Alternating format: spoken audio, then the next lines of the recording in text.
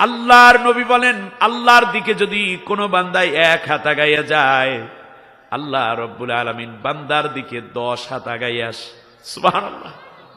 আমার ভাই, আপনার জীবনে অনেক গুনাহ, যৌবনে নামাজ পড়েন নাই, মদ খাইছেন, চুরি করছিলেন, জিনা করে ফেলেছেন, কখনো বদঅভ্যাস ছিল গুন্ডামি করা, বিড়ি সিগারেট খাওয়া থেকে নিয়ে অনেকগুলো অন্যায় আপনার জীবনে। আল্লাহ তাআলা আমাকে আপনারে ডাক দিয়েই বলতেছেন,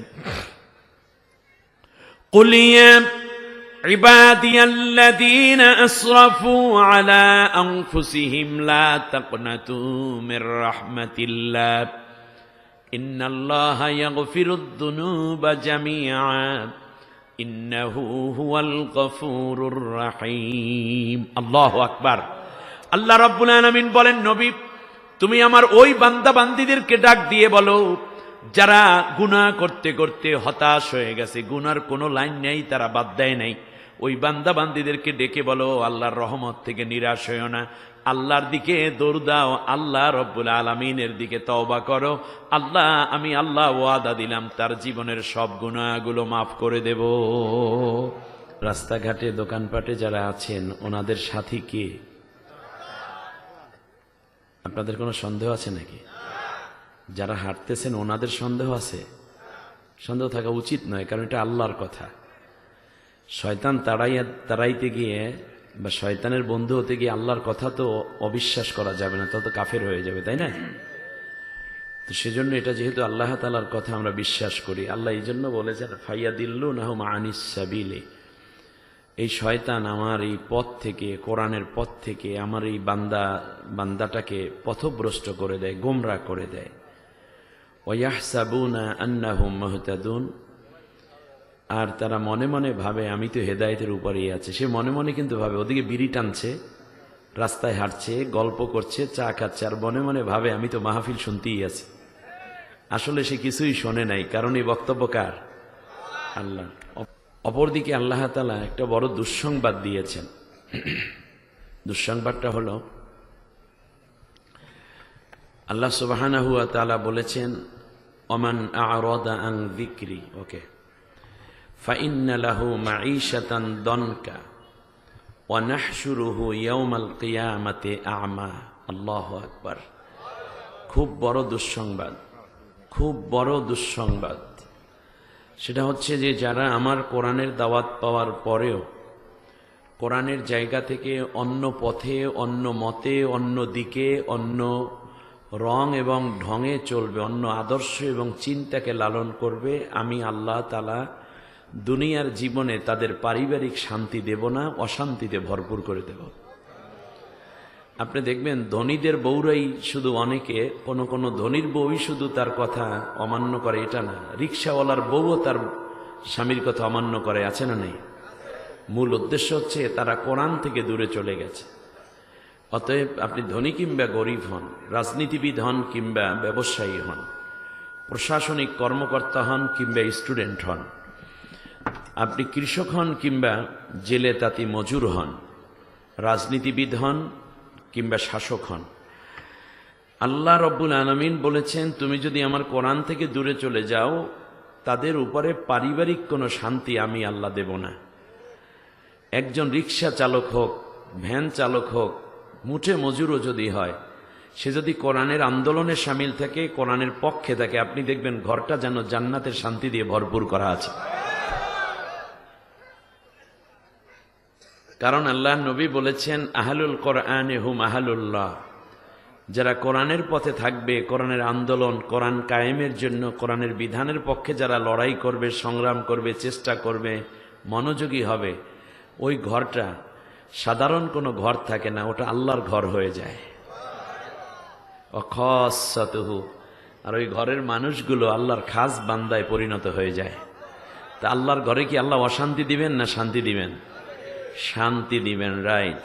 অতএব আল্লাহ বলছেন ওমান আ'রাদা আন যিকরি ফাইন্না লাহু মাঈশাতান দনকা, আমার কোরআন থেকে দূরে চলে গেছো মানে পারিবারিক শান্তি, আত্মার স্থিতিশীলতা আমি রাখবো না, এটা শুধু তোমাদেরকে অস্থির করে রাখবো এবং কিয়ামতের দিন অন্ধ করে দেব। আপনি বাইরে বাইরে ঘুরছেন, আর আমি আসার সময় গাড়িতে আসতেছিলাম, আর চিন্তা করলাম এই মানুষগুলোতেও এই সব মামলার এই অভিযোগের অভিযুক্ত হয়ে আছে। তখন তারা বলবে লিমা হাসারতানি আমা ওয়াকাদ কুনতু বাসীরা, আল্লাহ আমি আজকে অন্ধ কেন, আমার তো চোখ ছিল দুনিয়ায়। আল্লাহ তাআলা বলবেন কাযালিকা আতাতকা আয়াতুনা ফানাসিতাহা ওয়া কাযালিকাল ইয়াওমা তুনসা, দুনিয়ায় যখন কোরআনের দিকে ডাকা হতো তুমি অন্ধের মতো অন্যদিকে ঘাড় ফিরিয়ে নিয়ে যাইতে, এই জন্য আজকে তোমাকে বাস্তব অন্ধ বানাই দিলাম। আল্লাহ আমাদেরকে এই বড় অভিযোগ থেকে, দুর্গতি থেকে বাঁচার জন্য কোরআনের ময়দানে জড়ো হয়ে মনোযোগ সহকারে বসার তৌফিক দান করুন। মনোযোগ কিভাবে হবে সে প্রসঙ্গে আল্লাহ বলেছেন চমৎকার করে, ফাইযা কুরিয়াল কুরআনু ফাসতামিউ লাহু ওয়া আনসিতু লাআল্লাকুম তুরহামুন। আমার বান্দা বান্দিরা রে, যখন আমার কোরআনের আলোচনা হয় তখন তোমরা মন দিয়ে কোরআনের কথা শুনবা। সুবহানাল্লাহ পড়েন। কি দিয়ে? মন দিয়ে, গভীর মন দিয়ে শুনবা। আর তোমরা একেবারে চুপ থাকবা। এই যে রাস্তাঘাটে দোকানপাটে যারা অনেকে চুপ আছে না, চুপ থাকতে হবে, মন দিয়ে কোরআন শুনতে হবে। আল্লাহ তাআলা বলেন মাহফিল শেষ হয়ে যাবে, যাওয়ার সময় আমি আল্লাহ তোদের খালি ফিরাইব না, তোদেরকে একটা নেয়ামত দিব। আমি আল্লাহ সেই ঘোষণা দিলাম যে তোদের প্রত্যেকের গুনাহগুলো মাফ করে আমি আল্লাহ রহমত দিয়ে তোদের বাড়িতে পাঠাই দেব। রহমত পাইলে তার গুনাহ থাকে, আর গুনাহ থাকলে সে রহমত পায় না। দুইটা বিপরীত শব্দ, একটা হলো গুনাহ আর একটা রহমত। গুনাহ হলো গজব, আর রহমত হলো বেগুনা মাসুম নিষ্পাপ হয়ে যাওয়া। সুবহানাল্লাহ বলেন। নবীজি আরেকটু সুন্দর একটা সুসংবাদ দিয়েছেন, এটা বলেই আমি একেবারে মূল কথায় ঢুকে পড়ি। নবীজি বলেছেন যখন কোনো ব্যক্তি ঘর থেকে বের হয়, ইয়াতাআল্লামাল কোরআনা আও ইউআল্লিমা, উদ্দেশ্য হচ্ছে সে হয়তো কোরআনের কথা বলতে যাচ্ছে অথবা কোরআনের কথা শুনতে যাচ্ছে। তা আমরা এসেছি কোরআনের কথা বলতে, বক্তা যারা, আর আপনারা এসেছেন কোরআনের কথা শুনতে। একসময় এই মাহফিলের অংশটা শেষ হয়ে যাবে। নবীজি বলেন যাওয়ার সময় তোমাদের প্রত্যেকের আমল নামায় হাজ্জাতান উমরাতান তাম্মাতান তাম্মাতান তাম্মা, নবী 3 বার বলেছেন, একটা কবুল হজের সওয়াব, পূর্ণ হজের সওয়াব আর পূর্ণ উমরার সওয়াব আল্লাহ তাআলা প্রত্যেকের আমল নামায় দান করে দিবেন। তাহলে যাওয়ার সময় আমরা খালি যাচ্ছি নাকি হজ এবং উমরার সওয়াব নিয়ে যাচ্ছি? এটা কি কোনো ত্রুটিযুক্ত হজ উমরা নাকি পূর্ণাঙ্গ হজ উমরা? আল্লাহ আমাদের জীবনে হয়তো অনেকে আছি আমরা কোনোদিন হয়তো হজ উমরায় যেতে পারবো না, কিন্তু কিয়ামতের দিন আপনি দেখবেন আপনার আমল নামায় হজ এবং উমরার সওয়াব আল্লাহ লিখে রেখেছেন। জিজ্ঞেস করুন আল্লাহ আমি কবে হজে গেলাম? রহমতের ফেরেশতারা চারপাশে দাঁড়ানো আছে। নাজালাত আলাইহিমুস সাকিনা, সাকিনা নাজিল হচ্ছে, ওয়াগাশিয়াত আলাইহিমুর রাহমা, চারদিকে রহমত দিয়ে ঘেরা অগণিত ফেরেশতাই মাহফিলকে বেষ্টন করে রেখেছে। ফেরেশতারা বান্দার সামনে এসে বলবে, ও আল্লাহর বান্দা তুমি না মাহফিলে গেছিলা, এই যে ফাকিরহাট আল মদিনা ক্যাডেট মাদ্রাসার তাফসির মাহফিলে, ওই দিন মন দিয়ে কথা শুনেছ, তুমি কোরআনের কথা শুনেছিলা, তখন আল্লাহ খুশি হয়ে তোমার আমল নামায় একটা কবুল উমরার সওয়াব আর একটা কবুল হজের সওয়াব তোমার আমল নামায় আল্লাহ দান করেছেন। আল্লাহ যেন আমাদের সবাইকে এই নেয়ামতগুলো নেয়ার তৌফিক দান করেন, বলি আমিন। আলহামদুলিল্লাহ, আলহামদুলিল্লাহিল্লাযী হাদানা লিহাযা ওয়ামা কুন্না লিনাহতাদিয়া লাউলা আন হাদানাল্লাহ والصلاة والسلام على رسول الله من لا نبي بعده وعلى آله وأصحابه أجمعين. فقد قال الله تبارك وتعالى في شان حبيبه آمرا ومخبرا أعوذ بالله من الشيطان الرجيم بسم الله الرحمن الرحيم إن الله وملائكته يصلون على النبي يا أيها الذين آمنوا صلوا عليه وسلموا تسليما اللهم صل على এ দুনিয়া পুরে রবে আমি একদিন থাকব না সবাই আমায় ভুলে যাবে নবী আপনি আমায় ভুলবেন না আল্লাহুম্মা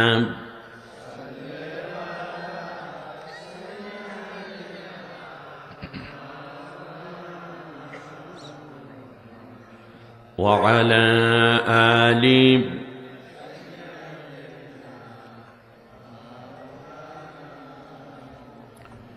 নহে সমাপ্ত কর্ম তোমার নহে সমাপ্ত কর্ম তোমার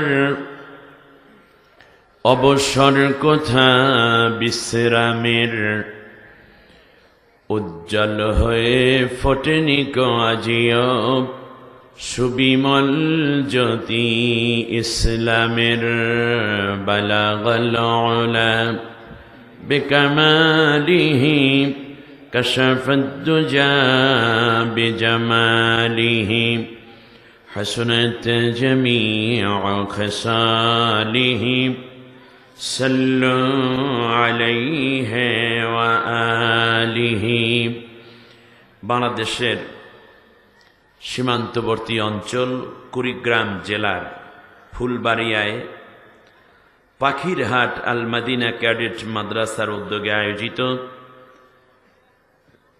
তফসিরুল কোরআন মাহফিল তৃতীয় বার্ষিক তফসির মাহফিলের সমাপনী অধিবেশন সম্মানিত সভাপতি জনাব আলহাজ মোহাম্মদ নুরুজ্জামান সরকার সাহেব চেয়ারম্যান ৮ নং হাসনাবাদ ইউনিয়ন পরিষদ নাগেশ্বরী কুড়িগ্রাম কোথায় চেয়ারম্যান সাহেব পাশেই আছেন মাশাআল্লাহ আলহামদুলিল্লাহ হ্যাঁ অনেক সময় সভাপতিও পাওয়া যায় না কোনো কোনো মাহফিলে ঠিক না এমন একটা সময় ছিল যখন তাদের দলের লোকদেরকে সভাপতি প্রধান অতিথি না বানালে মাহফিলই করা যেত না কিন্তু তারা আসিবে না জোর করে এটা হতেই হবে আর নাম না দেওয়ার কারণে বহু মাহফিলও বন্ধ করে দিয়েছে আবার আবার তাদের মধ্যে আছে দুই গ্রুপ একজনের নাম দিলে আর একজনকে না দিলে বলে তোর মাহফিল 12টা যে ওনার দাওয়াত দিয়েছে আমার নাম কেন লিখলি না কত ঝামেলা যে ছিল আমি ওদিকে সময় নষ্ট করব না তবে একটি হাদিস খুব মনে পড়তেছিল তখন ইউকরিমুর রাজুলু ফি মাখাফাতি শাররি নবী বলেছেন কিয়ামতের পূর্বে এমন একটা অবস্থা হবে ব্যক্তিকে সম্মান করবে তার ভয়ের কারণে মহব্বতের কারণে না কারণ ওনাকে সম্মান না দিলে আর একজনের 12টা বাজবে এই ভয়ে বলবে স্যার কেমন আছেন ভাই কেমন আছেন দাদা কেমন আছেন আসলে একটু দূরে গেলে মনে করে লাইতেই আর রাস্তার পাশে ফেলাই দিই ঠিক না বলেন এ কঠিন পরিস্থিতি গেছে ভালোবাসা তৈরি হয় বন্দুকের নালে না ভালোবাসা তৈরি হয় হৃদয়ে ভালোবাসার থেকে ঠিক না বলেন আয়োজিত এই মাহফিলে আল্লাহ তাআলা চেয়ারম্যান সাহেবকে নেক হায়াত দান করুন বলেন আমিন আপনাদের উদ্দেশ্যে প্রধান অতিথির বক্তব্য রেখেছেন জননন্দিত নেতা আপনাদের সুখ দুঃখের বিশ্বস্ত সঙ্গী তার পাশাপাশি অত্যন্ত বিচক্ষণ এবং শিক্ষাবিদ একজন আপনি কি মাদ্রাসায় পড়েছেন? আমি তো মনে করেছি মাদ্রাসায় কামিল পাশ করেছি, একটা সত্য কথা যেটা আমি এখানে বসে। এরপরে কোন কওমি মাদ্রাসায় দাওরায়ে হাদিসে পড়ছে খুব সম্ভব। আরে কি সুন্দর করে কোরআনের আয়াতগুলো রেফারেন্স দিয়ে দিয়ে বললেন যে মানুষটি বলে যে ইসলামে রয়েছে অন্য ধর্মাবলম্বীদের অধিকার, মান আযা যিম্মিয়ান ফাআনা খসমুহু, যে অমুসলিমদেরকে যদি কষ্ট দাও বা সংখ্যালঘুদের কষ্ট দাও তাহলে কিয়ামতের দিন আমি নবী তার বিরুদ্ধে মামলা দায়ের করব। এ কথা নবী বলেছেন, সে আবার জানিয়ে দিলেন। সম্পদ সমবন্টন হবে জানিয়ে দিলেন, কারো উপর জুলুম হবে না জানিয়ে দিলেন, নারী তার অধিকার পাবে জানিয়ে দিলেন, রাষ্ট্রের মার গসব করা যাবে না, যারা নেতা থাকবে এমপি মন্ত্রী হোক তারা যখন এই হাজার হাজার মানুষের সামনে এই কথাগুলো জানান, তারা যদি আমার দেশের এমপি হন তাহলে কি তারা এর বিপরীত কাজ করবে? জোরে বলেন। আমি তো মনে করি বিএনপির এমপি প্রার্থী যারা সম্ভব তাদেরও এইভাবে বলে দেয়া দরকার। উপজেলা চেয়ারম্যানিতে যারা নির্বাচন করবেন তাদের জানিয়ে দেয়া দরকার, কারণ তারা তো চুরি করবে না আমরা যতটুকু বিশ্বাস করি, তারা দুর্নীতি করবে না আমরা বিশ্বাস করি। তাহলে আপনাদেরও উচিত এইরকম মাহফিলে আসা বা প্রোগ্রামে জানিয়ে দেয়া যে আমরা কোনোদিনও জনগণের মাল আত্মসাৎ করব না, এই পলাতক সরকারের মতো আমরা কোনোদিন দেশের মাল বিদেশে পাচার করব না, দুর্নীতি করব না, দেশের টাকা আত্মসাৎ করে বাইরে কোনো ঘরবাড়ি করব না, আমরা মাদক নেব না, মাদকের পক্ষেও থাকব না, জেনা ব্যভিচার আমরা করব না, আমরা ধর্ষণ জেনার বিপরীতে আইন পাশ করব, আমরা ইনসাফ করব, আমরা উঁচু নিচুর ভেদাভেদ ভেঙে রাষ্ট্রীয় সম্পদ সকলের মধ্যে সমানভাবে বন্টন করে দিব, আমরা মানুষের নৈতিক উন্নয়ন করব। এই কথাগুলো বিএনপির ভাইদেরও বলা উচিত, অন্য দলের লোকদেরও বলা উচিত। তাহলে হবে কি, মানুষের আশ্বস্ত হবে। তবে আজকে একটি বিষয় স্পষ্ট হয়ে গেছে, যদি আমাদের আজকের সম্মানিত প্রধান অতিথি অ্যাডভোকেট মোহাম্মদ ইয়াসিন আলী সরকার সাহেব যদি আপনাদের সমর্থনে এমপি হতে পারেন, কমপক্ষে জনগণের মাল আত্মসাৎ করবে না, দুর্নীতি করবে না, জেনা ব্যভিচার ধর্ষণকে কোনোদিন প্রমোট করবেন না, আশ্রয় দেবেন না, মাদক থাকবে না, জনগণের মাল আত্মসাৎ করবে না, এই রাষ্ট্রের মধ্যে এই জনগণের মধ্যে অমুসলিমদের কোনো কষ্ট থাকবে না, নারী তার অধিকার পাবে, পুরুষ তার অধিকার ফিরে পাবে, আল্লাহর কোরআনের রাজ এই জমিনে কায়েম হবে।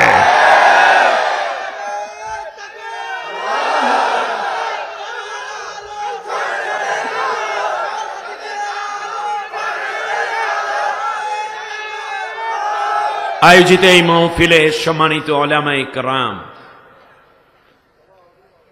প্রিয় এলাকাবাসী, মুরব্বিয়ানে নিজাম, যুবক ভাইয়েরা, ছাত্র বন্ধুগণ, পর্দার অন্তরালের সম্মানিতা মা ও বোন, বিশেষ করে আমার আগে চমৎকার কথা বলেছেন আপনাদের এই কুড়িগ্রামেরই সন্তান হযরত মাওলানা ফখরুল ইসলাম হাদি।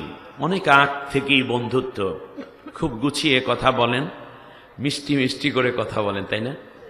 কুড়িগ্রামের মানুষগুলো গুছিয়ে কথা বলতে চান, অত্যন্ত সরল প্রবণ, সৎ প্রবণ। আপনি কি একবার ভেবেছেন একজন জেনারেল শিক্ষিত মানুষ হলেও তিনি মুসলিম, এই হিসেবে তাকে ইসলাম জানা দরকার ছিল। যে কাজটি আজকের প্রধান অতিথি বুঝিয়ে দিলেন, মাদ্রাসায় না পড়েও ইসলাম সম্বন্ধে জানার সুযোগ আছে একটি সংগঠন করার মাধ্যমে, ঠিক কিনা বলেন? এই সংগঠনের নাম কি? এটা একটি ইউনিভার্সিটি। আপনিও শামিল হতে পারেন। ইসলামকে জানুন, নিজেকে উপলব্ধি করুন, কারণ আল্লাহ সুবহানাহু ওয়া তাআলা আমাদেরকে একটি টার্গেট নিয়ে তৈরি করেছেন, ঠিক না? সেই টার্গেটটা ছিল ইন্নী জাইলুন ফিল আরদে খলিফা, আমি তোমাকে খেলাফতের দায়িত্ব পালন করার জন্য দুনিয়ায় পাঠিয়েছি। খলিফা আমরা কার? আমরা কার খলিফা? আমরা কি কালমার্সের খলিফা, লেনিনের খলিফা, মাওসেতুং ডারউইন ফ্রয়েড হেগেলদের খলিফা? আমরা কার খলিফা? আল্লাহর খলিফা হলে আল্লাহর বিধানের জন্য কাজ করতে হবে, আর যারা অন্য মতাদর্শের কাম করে তারা তাদের খলিফা, ঠিক না বলেন? অতএব আমরা প্রতিনিধি কার? আমরা রিপ্রেজেন্টেটিভ কার? সুতরাং আমরা এই জায়গাটিতে কাজ করব। আজকে রাস্তা দিয়ে যখন আসতেছিলাম তখন দেখতে পেলাম মহিলা তাদের বাচ্চা নিয়ে কেহ দাঁড়িয়ে আছে, মেয়েরা রাস্তায় কেউ দাঁড়িয়ে আছে, হয়তোবা মাহফিল শোনার জন্য অপেক্ষা করছে। আজ বুকের ভেতরে মোচড় দিয়ে উঠেছে ফেলানির কথা। এখান থেকে নিয়ে মাত্র ৬-৭ কিলোমিটার দূরে অনন্তপুরে, সন্তোষপুর না, অনন্তপুর, এই অনন্তপুরে ওপারে রয়েছে দিনহাটা, যেটা ভারতের সীমান্ত। ওপারে দিনহাটা, এপারে অনন্তপুর। ঘটনাটা ছিল 2011 সালের 7 জুন। আপনারা জানেন, বাংলাদেশের সরলা অবলা এক যুবতী মেয়ে ফেলানি এই নাগেশ্বরী থানার এই এলাকায় বিএসএফ আমার এই নির্দোষ কিশোরী বোনকে গুলি করে হত্যা করে। হত্যা করাই শেষ ছিল না, হত্যার পরে তার মৃত লাশটাকে কাটা তারের সাথে 4 ঘন্টা পর্যন্ত ঝুলিয়ে রেখেছিল। ধিক্কার জানাই, বিএসএফ এর এমন সাধ্য নয় বাংলাদেশের কোন নাগরিককে সে হত্যা করবে। লড়াই করে কুড়িগ্রামের মানুষেরা এখানে বেঁচে আছেন। আপনারা বীর জনপদের লোক, ঠিক না বলেন? আমরা একটি স্বাধীন সার্বভৌম দেশকে দালাল সরকার থাকার কারণে তারা যেভাবে এগিয়ে গিয়েছিল, কেবলমাত্র ওদের কারণেই তারা বেশি তাদের হাতটা বাড়িয়ে দিয়েছিল, কিন্তু হাত গুড়িয়ে দিয়েছে বাংলাদেশের ছাত্র সমাজ। এই বিচার কতটুকু হয়েছে, কিন্তু ফেলানিকে তো আমরা ফিরিয়ে পাইনি। বাংলাদেশের সবচেয়ে বড় সীমান্ত সংযোগ রয়েছে ভারতের সাথে, কিন্তু ভারত আমাদেরকে কি দিয়েছে? ভারত আমাদেরকে বর্ষার সময় পানি দিয়ে ডুবাইয়া মারে, আর যখন ড্রাই সিজন আসে তখন পানি আটকে রেখে আমাদের বালু দিয়া মারে, মরুভূমি বানায় দেয় এই 8টা জেলাকে, ঠিক না বলেন?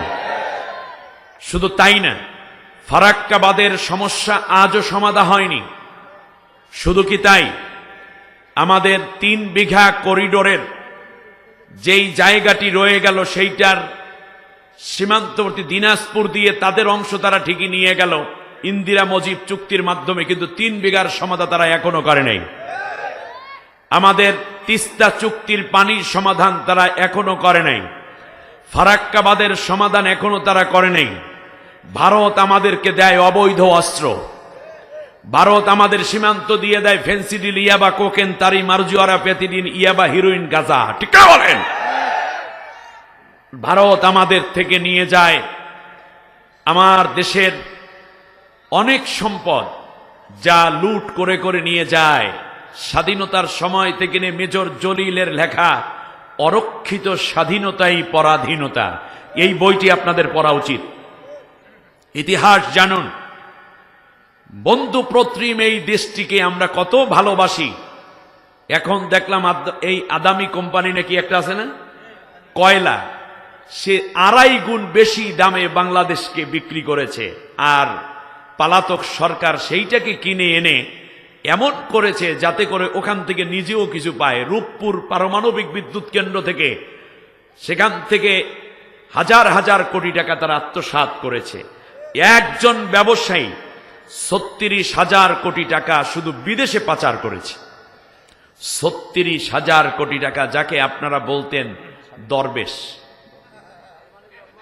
নিজের কুকাম নিজে যখন বুঝতে পারল, তখন পালাবার সিদ্ধান্ত নিয়ে কি সুন্দর সাদা দাড়ি সেটাকে কামিয়ে, মোষ কামিয়ে, শেষ পর্যন্ত সাদা চুলগুলোকে কালো করে ফেলেছে। সদরঘাটের কুলি সেজে নৌকায় চড়ে সে রওনা করেছে, নৌকাই তার কাল হয়ে গেছে। নৌকা দিয়ে অনেক আকাম করেছে, নৌকায় যখন কোস্টগার্ড ওঠে তখন সব চোরগুলো ধরা পড়ে, ঠিক না বলেন? নৌকায় চড়লো কোস্টগার্ড, কাপড় নষ্ট করে ফেলেছে ধরার আগেই। সাহসের অভাব নাই, খাইছে শুধু ডরে, ঠিক না বলেন? আমার দেশের ছাত্র শিবিরের একজন কর্মীর যে সাহস আসে, তুমি মন্ত্রী হয়ে সেই সাহস অর্জন করতে পারো না। আমাদের সামনে ফাঁসির রশি ছিল, কই, তারা তো ভয় করে নাই। একের পর এক গুম হয়েছে, তারা তো ভয় করে নাই। হেফাজতের লোকদেরকেও নির্যাতন করেছে, তারাও ভয় পায় নাই। বিএনপির লোকেরা কিছু ডরাইছে, কিছু ভয় পাইছে, সাহসও দেখাইছে, কারণ ইতিহাস তো আমাদের জানা আছে। কিন্তু পালাইয়া তো কেউ যায় নাই, ঠিক না বলেন? তুমি ধরার আগেই কাপড় নষ্ট। তারপর তাকে নিয়ে যাওয়া হলো রিমান্ডে, যা জিজ্ঞেস করার কাম, এই জন্য ডিমের দাম বাইরে গেছে, ঠিক আছে কিনা? শেষ পর্যন্ত জিজ্ঞেস করা হলো যে আপনি দাড়ি কামাইলেন কেউ? যা করছেন করছেন ভালোই, এ পর্যন্ত বুঝলাম। বললো যে তোমরা তো কোরআন হাদিস কিছু পড়ো না। বলে স্যার বলেন দেখি। কি জানি না। বলল যে জীবন বাঁচান ফরজ আর দাড়ি রাখা সুন্নত। এই সুন্নত শেষ কইরা যদি ফরজটা বাঁচান যায়, এই জন্য দাড়িটা কামাই বলাইছে। সবগুলোকে ধরতে হবে। আমার ভাই বলেছেন ইয়াসিন আলী সরকার, এমনি তো সরকার না, ওইও সরকার, তিনি বলেছেন যে বিদেশের সমস্ত পাচার করা অর্থ বাংলাদেশে ফিরিয়ে আনতে হবে। আজ বাংলাদেশের প্রধান উপদেষ্টা এবং উপদেষ্টা মণ্ডলীর প্রতি জনগণের পক্ষ থেকে দাবি করছি, সর্বপ্রথম এই দুর্নীতি এবং অর্থ পাচারের সাথে যারা জড়িত তাদেরকে গ্রেপ্তার করে আইনের কাঠগড়ায় দাঁড় করানো হবে। এক। দ্বিতীয় হচ্ছে তাদেরকে জেল থেকে আদালত পর্যন্ত নিতে কিংবা ট্রাইব্যুনাল পর্যন্ত নিতে এই ভাজওয়ালা পাঞ্জাবি, ফুরফুরে মেজাজ আর মার দেওয়া শাড়ি আমরা দেখতে চাই না।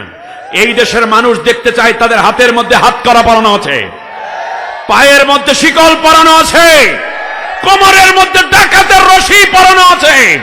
তার কারণ তারা হাজার হাজার খুনের অভিযোগে অভিযুক্ত, বাংলাদেশের অর্থ পাচারে তারা অভিযুক্ত, বাংলাদেশকে তলাবিহীন ঝুড়িতে পরিণত করার অভিযোগে তারা অভিযুক্ত।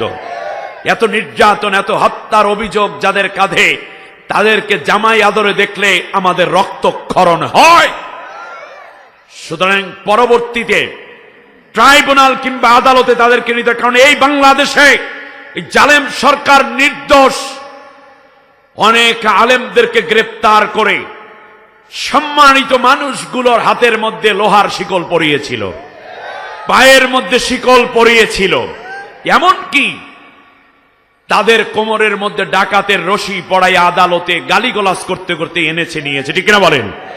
সম্মানিত মানুষদেরকে অপমানিত করা হলো, আর চোরদের হাতে কেন শিকল পড়ে না জানতে চান?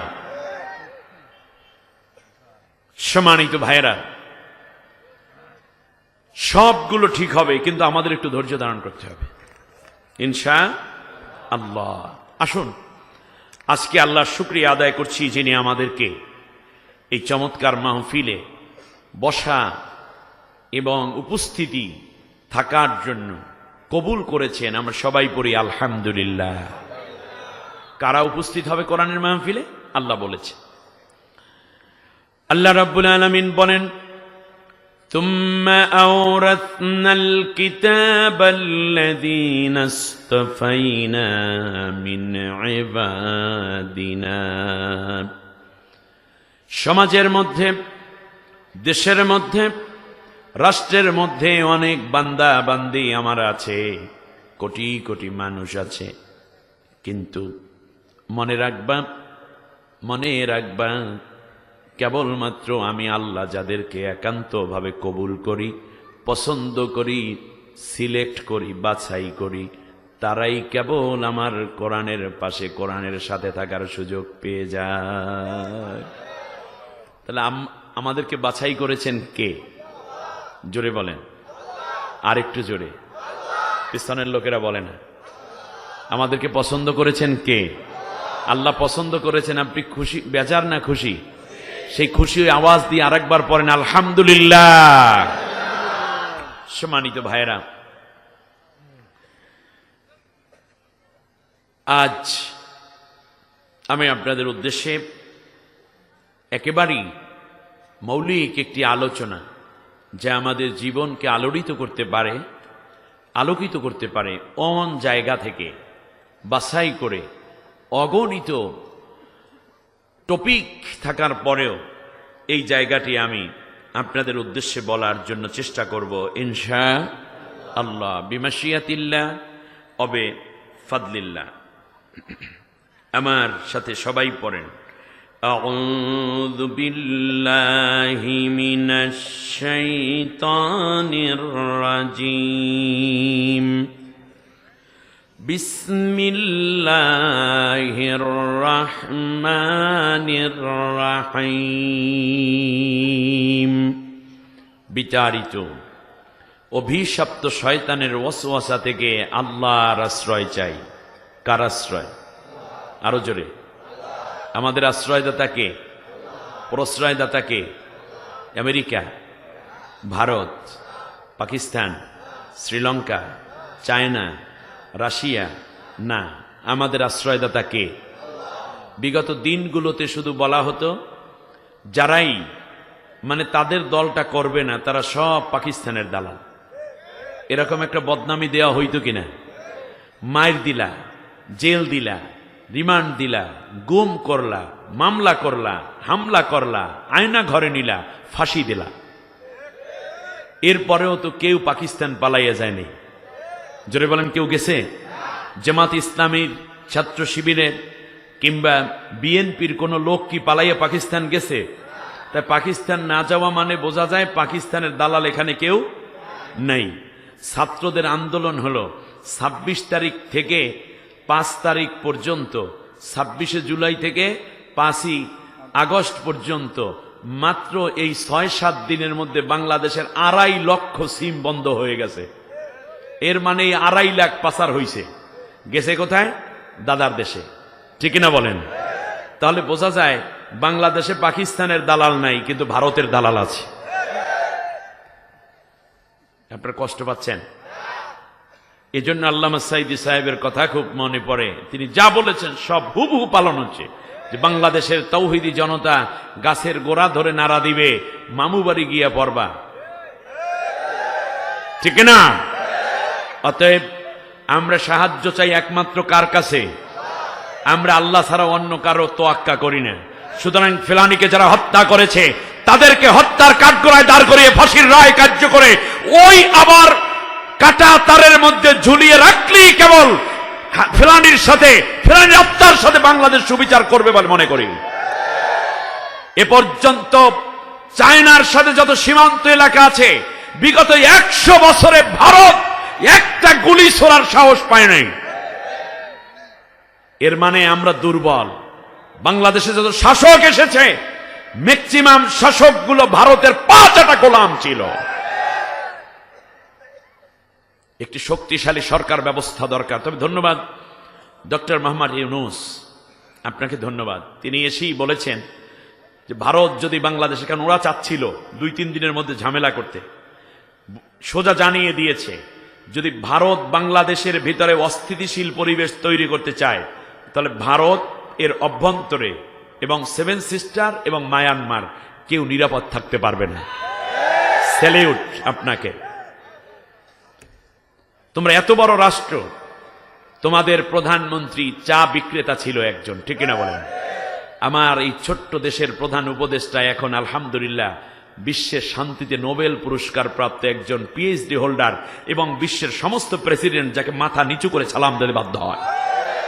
আমাদের গর্ব।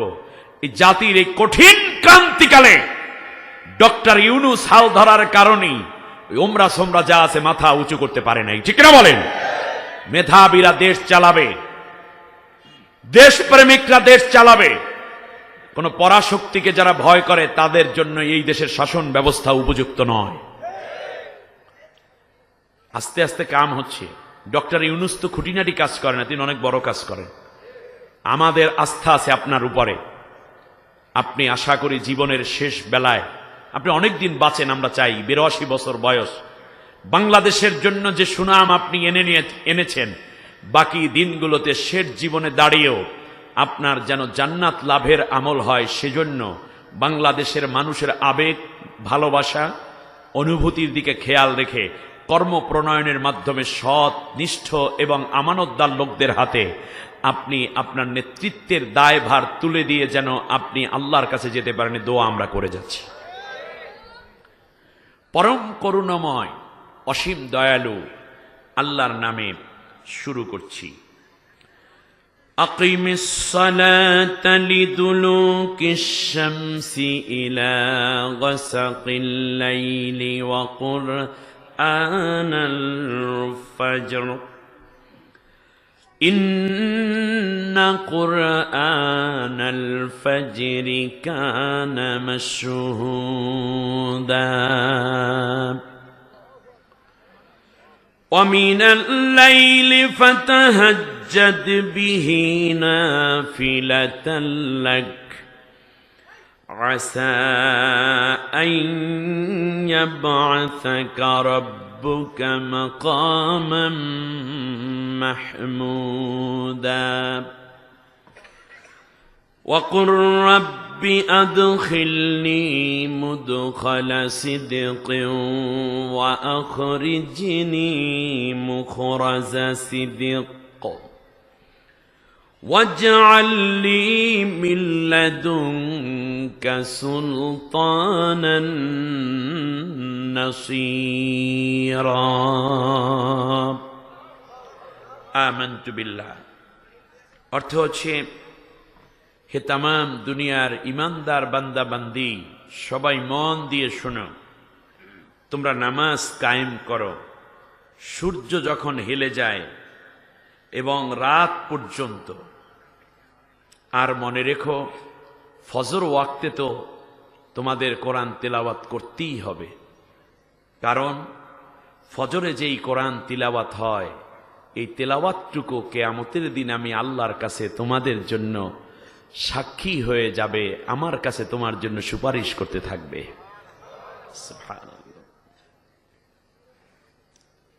আর হে রাসূল, আপনার জন্য রাত্রে তো তাহাজ্জুদের ব্যবস্থা রয়েছে। ওয়ামিনাল লাইলি ফাতাহাজ্জাদ বিহি নাফিলাতাল লাক। আর এই তাহাজ্জুদ নিঃসন্দেহে তোমার জন্য অতিরিক্ত একটি ইবাদত।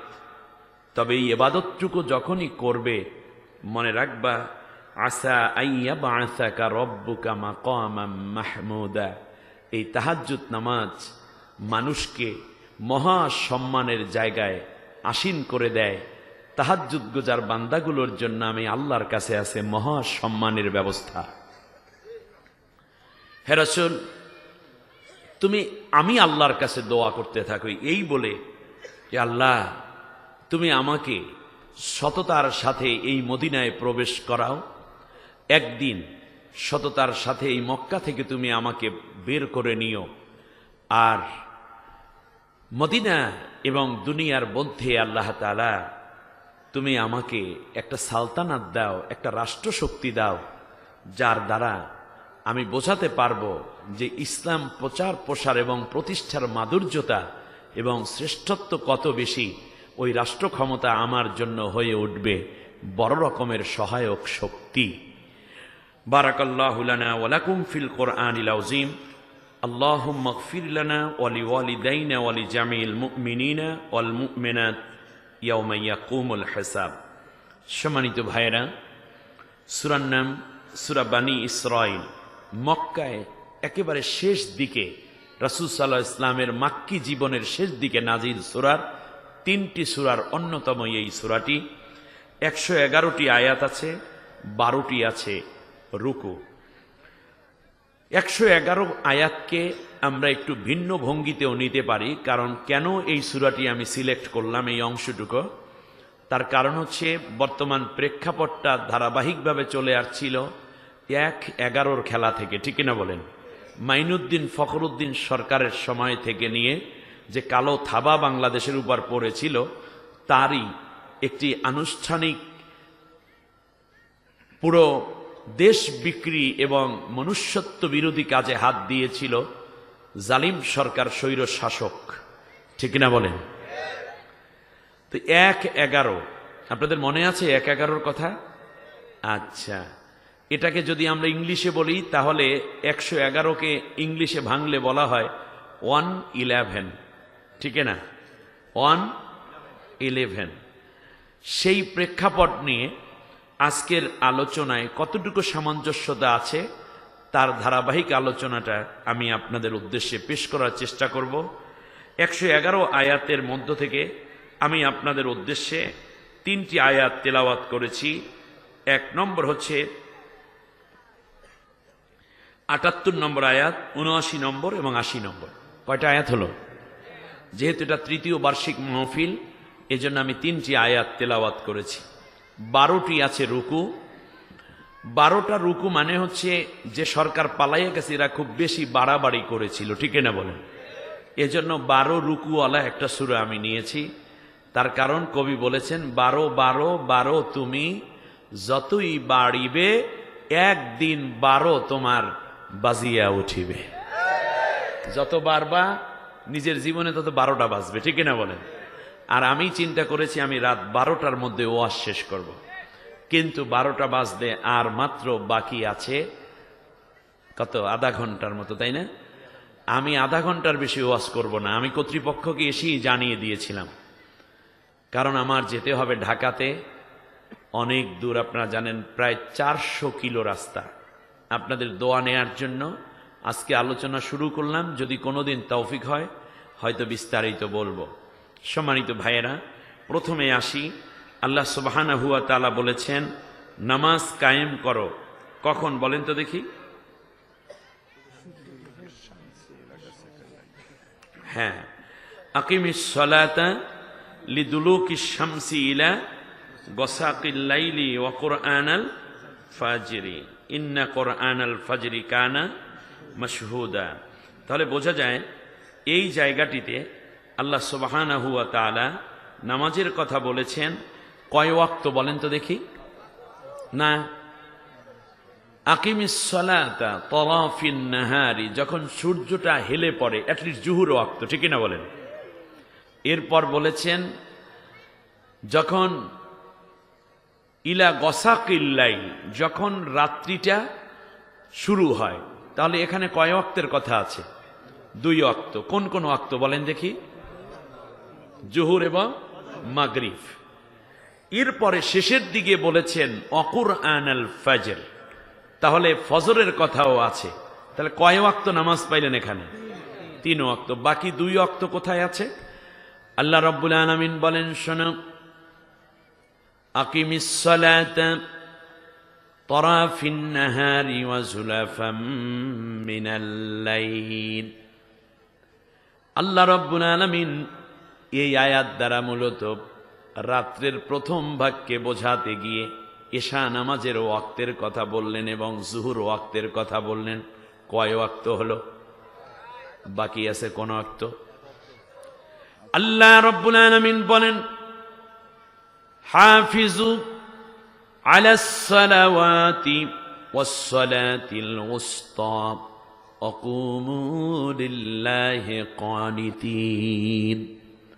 মধ্যপ্রতি নামাজের হেফাজত করো আর সব নামাজের প্রতি যত্নবান হও। এই সলাতুল উস্তা দ্বারা দুনিয়ার সমস্ত মুফাসসিরিনে কেরাম একমত। এর দ্বারা বোঝানো হয়েছে মূলত আসর নামাজকে। আসরকে বোঝাতে গিয়ে আল্লাহ রাব্বুল আলামিন আসরের নামে একটা সূরা নাজিল করে বললেন ওয়াল আসর ইন্নাল ইনসানা লাফি খুসর। আসর নামাজের কসম, আসর ওয়াক্তের কসম। কয় ওয়াক্ত নামাজ পাইলাম? ভান্ডারীরা বলে নামাজ 1 ওয়াক্ত, এছাড়া তারা নামাজই নাকি পায় না। অথচ আল্লাহ রাব্বুল আলামিন 5 ওয়াক্ত নামাজের কথা বললেন। নবীও বারবার বলেছেন আকিমিস সালাতা খামসা আওকাতিন, 5 ওয়াক্ত নামাজ তোমরা ওয়াক্তিন, 5 ওয়াক্ত নামাজ তোমরা কায়েম করবা, 5 ওয়াক্ত নামাজ তোমরা আদায় করবা। নবীও পড়েছেন কয় ওয়াক্ত? সাহাবীরা, ইমাম আবু হানিফা, এরপরে যত হক তরিকার আছে সবাই পড়েছেন 5 ওয়াক্ত। এবার রয়ে গেল জুমার নামাজ। আল্লাহ রাব্বুল আলামিন জুমার নামাজটাকে বোঝাতে গিয়ে জুমার নামে একটা সূরাই নাজিল করে বললেন ইয়া আইয়ুহাল্লাযীনা আমানু ইযা নুদিয়া লিস-সালাতি মিন ইয়াউমিল জুমআতি ফাসআউ ইলা যিকরিল্লাহি ওয়া দারুল বাই'। আল্লাহ রাব্বুল আলামিন বলেন যখন ঈমানদারগণ শোনো তোমাদেরকে নামাজের জন্য ডাকা হয়, বিশেষ করে জুমার নামাজ, তখন ব্যবসা বাণিজ্য হাল চাষ, দোকানদারি, কর্মক্ষেত্র, অফিস আদালত সব ছেড়ে দিয়ে মসজিদের দিকে দৌড়াও, জুমার নামাজটা আগে আদায় করে নাও। নামাজ যখন শেষ হয়ে যাবে, فَإِذَا قُضِيَتِ الصَّلَاةُ فَانْتَشِرُوا فِي الْأَرْضِ وَابْتَغُوا مِنْ فَضْلِ اللَّهِ। নামাজ যখন শেষ হয়ে যাবে, আবার কৃষক জমিনে নেমে পড়ো, ফসলের মাঠে আবার কাজ শুরু করে দাও। মহিলারা যারা আছো, ঘর কন্যার কাজে লেগে যাও। অফিস আদালত যারা ছেড়ে এসেছো, তারা আবার অফিসে প্রবেশ করো। যে যেখানে যেখানে ড্রাইভার আছো, সে সেই ড্রাইভিং এর কাজ শুরু করে দাও।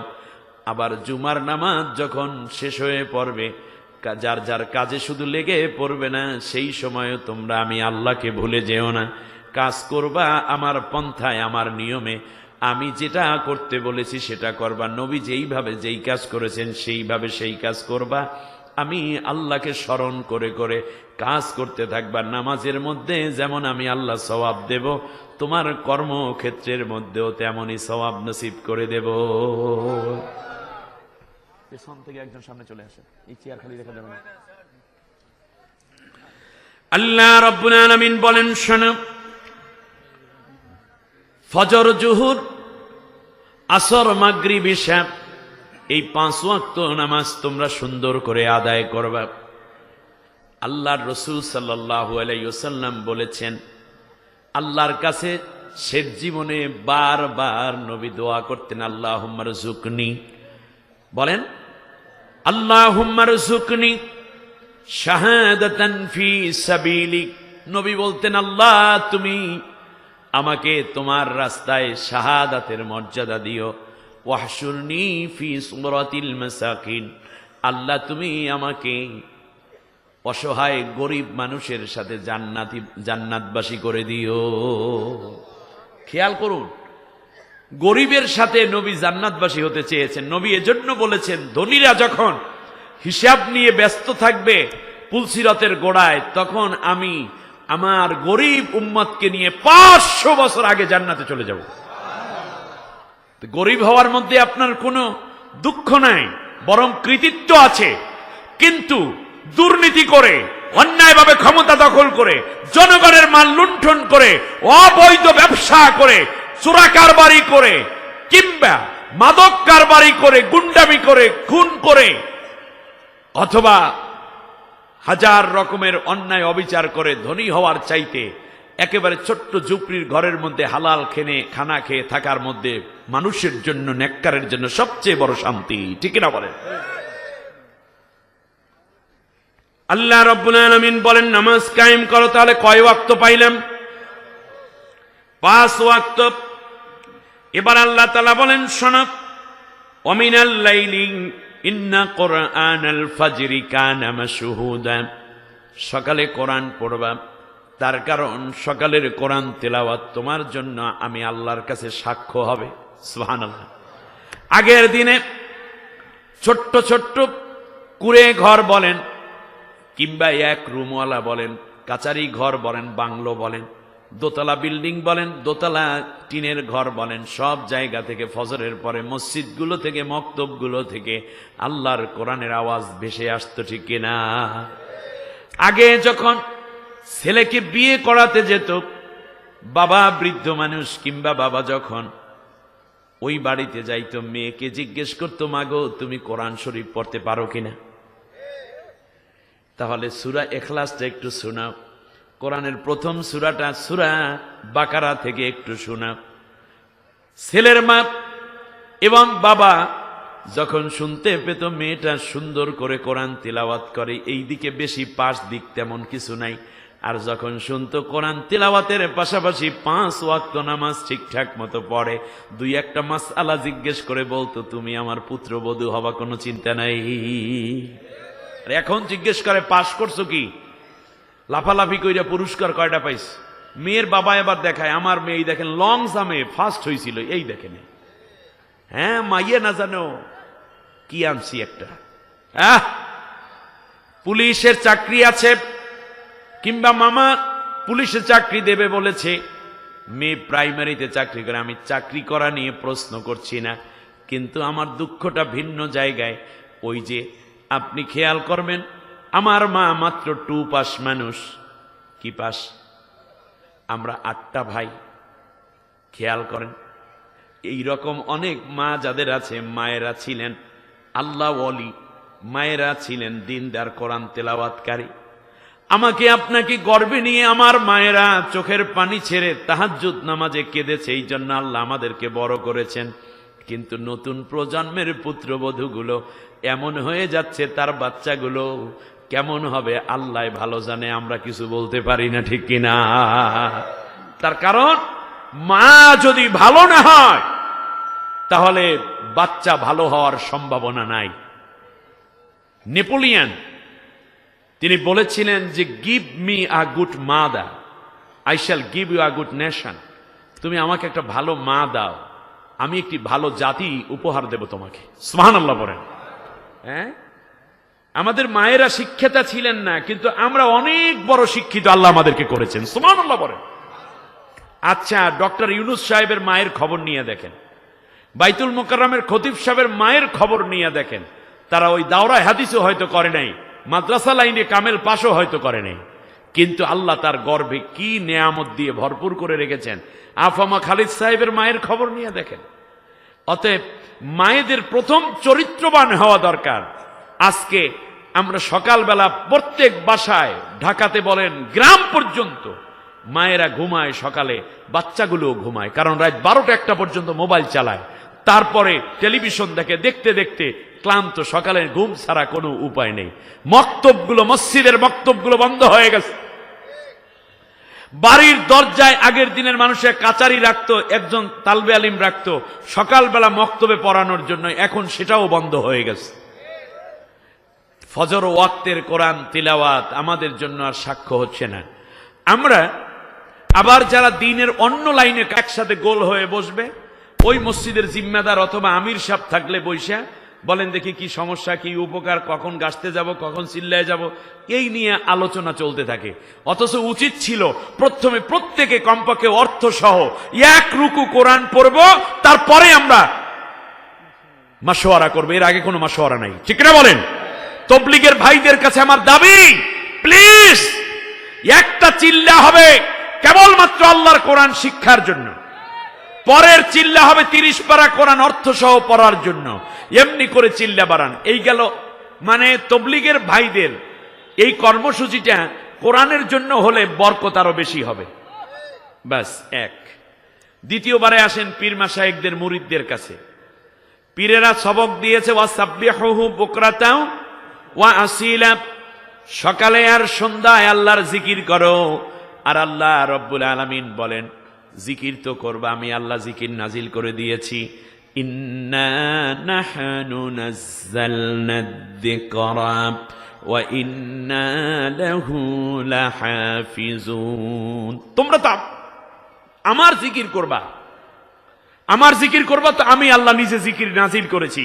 আর সেই জিকিরের নাম কি? জোরে বলেন। আল্লাহ বলছেন আমি জিকির নাজিল করেছি, আর সেই জিকিরের নাম কি? তাহলে আপনি জিকির করতে বলেছেন সকাল এবং সন্ধ্যায়, আল্লাহ বললেন জিকির করো, আর বললেন তুমি তোমার পীরের জিকির কইরো না। আমি আল্লাহ যেই জিকির দিছি সেই জিকির করো, আমি জিকির নাজিল করেছি। অতএব জিকির করতে বললাম আর জিকির নাজিলও করলাম, অতএব আমার নাজিল করা জিকির তোমরা পড়তে থাকো। ফজরে কোরআন পড়ো, সুবহানাল্লাহ পড়ো। এরপরে আপনি যদি 300 বার সুবহানাল্লাহ, আলহামদুলিল্লাহ, আল্লাহু আকবার, বা আসমায়ে সিফাতের জিকির, আসমায়ে জাতের জিকির, বা নফি ইসবাতের জিকির, 6 লতিফার জিকির, এরপর কাশ ইত্যাদি আপনি করতে চান, প্রথমে আপনার উচিত হচ্ছে কোরআনটা পড়ে নেওয়া। তার কারণ ফজরের কোরআন তেলাওয়াত আপনার পক্ষে দলিল হবে। সুবহানাল্লাহ বলেন। সকাল নষ্ট করলো মুরিদেরা সুবহানাল্লাহ আলহামদুলিল্লাহ জিকির দিয়ে, আল্লাহর জিকির বাদ দিয়ে। ওই যে সুবহানাল্লাহ আল্লাহর জিকির, কিন্তু আল্লাহ তাআলা বললেন এখন পড়তে হবে কোন জিকির? কোরআনের জিকির। জোরে বলেন কি? কোরআনের জিকির ফজর ওয়াক্তে। এজন্য নবী সাল্লাল্লাহু আলাইহি ওয়াসাল্লাম বলেছেন মা মিন শাফিঈন আফজালু মুনজিলাতান ইনদাল্লাহি ইয়াউমাল কিয়ামাতি মিনাল কোরআন, লা নবী ওয়ালা মালাক ওয়ালা গায়র। কোরআনের মতো এত জোরালো সুপারিশ কিয়ামতের দিন কেউ বান্দার জন্য করতে পারবে না, না কোনো নবী তার উম্মতের জন্য, না কোনো ফেরেশতা, না অন্য কেউ। তার কারণ কোরআন যাকে সুপারিশ করবে তাকে জান্নাতে না নিয়ে কোরআন একা ছেড়ে থাকবে না। মান জাআলাহু আমামাহু কাদাহু ইলাল জান্নাহ, কোরআন যাকে সুপারিশ করবে, কোরআন সামনে সামনে যাইতে থাকবে, বান্দাকে জান্নাতে না নেয়া পর্যন্ত কোরআন তাকে একা ছেড়ে চলে যাবে না। কোরআন ফজরে আমরা এখন থেকে কোরআন পড়বো, আল্লাহ কবুল করুন, বলেন আমিন। ঘরের স্ত্রীকে কোরআন পড়তে বলুন, সন্তানকে কোরআনের জন্য উঠিয়ে ফেলুন। আমি বর্তমানে শিক্ষা ব্যবস্থার সংস্কার হচ্ছে, আমি দাবি করব, আমাদের ধর্ম উপদেষ্টার কাছে প্রথম বলবো, বাংলাদেশে মডেল মসজিদগুলো যত আছে প্রত্যেকটা মসজিদে ডিজিটাল স্টাইলে, বিশেষ করে আমি যে ডিজিটাল পদ্ধতিটা উদ্ভাবন করেছি, মাত্র 30 ক্লাস, যে কেউ কোরআন শিখে এখান থেকে বেরোয় যেতে পারবে। কোটি কোটি টাকা খরচ করে এই মসজিদগুলো তৈরি হয়েছে, সুরম্য মসজিদ নিঃসন্দেহে। তো আমি চাই এই মসজিদগুলোতে সর্বপ্রথম ডিজিটাল স্টাইলে যে কোরআন পদ্ধতি আছে, আমার 10 মিনিট স্কুলে কোরআন শিক্ষা পদ্ধতি আছে, এরপর প্যানভিশন টিভিতে প্রায় 60 লক্ষ মানুষ একসাথে কোরআন শেখার সৌভাগ্য অর্জন করেছে, লিড একাডেমিতে আছে, কোডাস ট্রাস্টে আছে, এইরকম অনেকগুলো চ্যানেলে আমার কোরআন পদ্ধতি আছে। আমার বিশ্বাস এই মসজিদগুলোতে প্রথম পরীক্ষামূলক এই 500 মসজিদে বা যতগুলো মসজিদ আছে যদি ডিজিটাল পদ্ধতিতে কোরআন শিক্ষা কার্যক্রম শুরু হয়, এটা প্রভাব বিস্তার করবে। ওই মসজিদের ইমাম এবং খতিবকে শুধু মাত্র 10 দিনের একটা প্রশিক্ষণ দিতে হবে, তাহলেই আলহামদুলিল্লাহ ল্যাপটপের মাধ্যমে, প্রজেক্টরের মাধ্যমে মুসল্লিরা কোরআন শিক্ষার সুযোগ, যে কোনো বয়সের স্কুল, কলেজ, ইউনিভার্সিটি, বৃদ্ধ বৃদ্ধা সবাই কোরআন পড়তে পারবে। তাহলে আমাদের ঘরগুলো কোরআন, বাংলাদেশে প্রায় 3.5 লক্ষ মসজিদ আছে, এমন কোন মসজিদ থাকবে না যেই মসজিদে সকালবেলা কোরআনের তালিম হয় না। তাহলে বাংলাদেশের চেহারা চেঞ্জ হয়ে যাবে। তার কারণ এই বুনিয়াদী শিক্ষা ব্যবস্থা না থাকার কারণেই মূলত বাংলাদেশ আজ গাজার দেশে পরিণত হতে যাচ্ছিল, ঠিক না বলেন? দুর্নীতির দেশে পরিণত হতে যাচ্ছিল, সন্ত্রাসী দেশে পরিণত হতে যাচ্ছিল। যারাই মক্তবে পড়েছে জীবনে, তারা একটা পর্যায়ে গিয়ে আল্লাহর কোরআনের সাথে এবং সততার সাথে তাদের জীবন চলতেছে। শিক্ষা ব্যবস্থায় প্রাইমারি লেভেল থেকে আল্লাহর কোরআনের একটি সাবজেক্ট অবশ্যই যোগ করতে হবে। এর সাথে আপনারা একমত কিনা বলেন? আপনাদের বাচ্চারা প্রাইমারিতে যেই বাচ্চারা পড়ে, কিন্ডারগার্টেনে কিংবা এই রকম বিভিন্ন স্কুলে যেই বাচ্চারা পড়ে, সেই বাচ্চাদের মা বাবারা চায় তার শিশু কোরআন পড়ুক, ঠিক না বলেন? কিন্তু মক্তব্য বন্ধ, প্রাইমারি স্কুলেও এভাবে নাই, অপরদিকে টিউটার এনে পড়ায়, তাও 6 মাস 1 বছরও কিছু হচ্ছে না।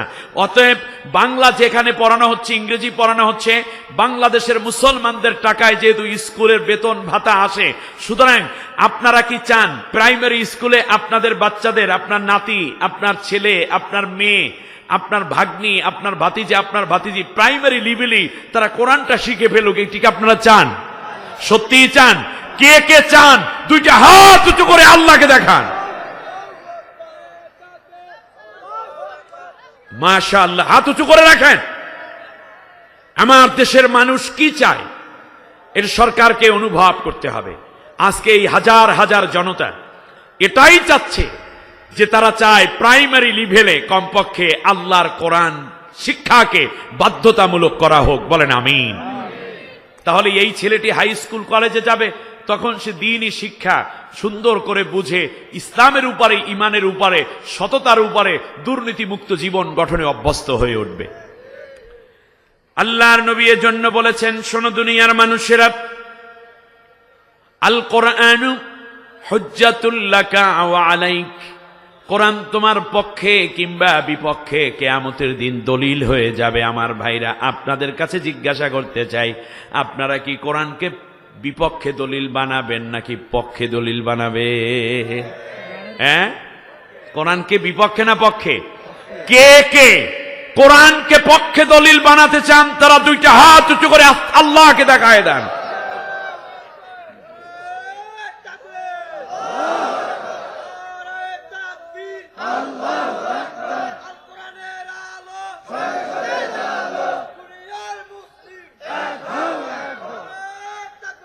আল্লাহ কবুল করুন, বলেন আমিন। আমি একটা জিজ্ঞেস করতে চাই, দেখি আপনাদের জ্ঞান বুদ্ধি অনেক ভালো। পরকালে আপনারা যদি কোরআনকে নিজের পক্ষে রাখতে চান, দুনিয়ায় থাকতে হবে কোরআনের বিপক্ষে না পক্ষে?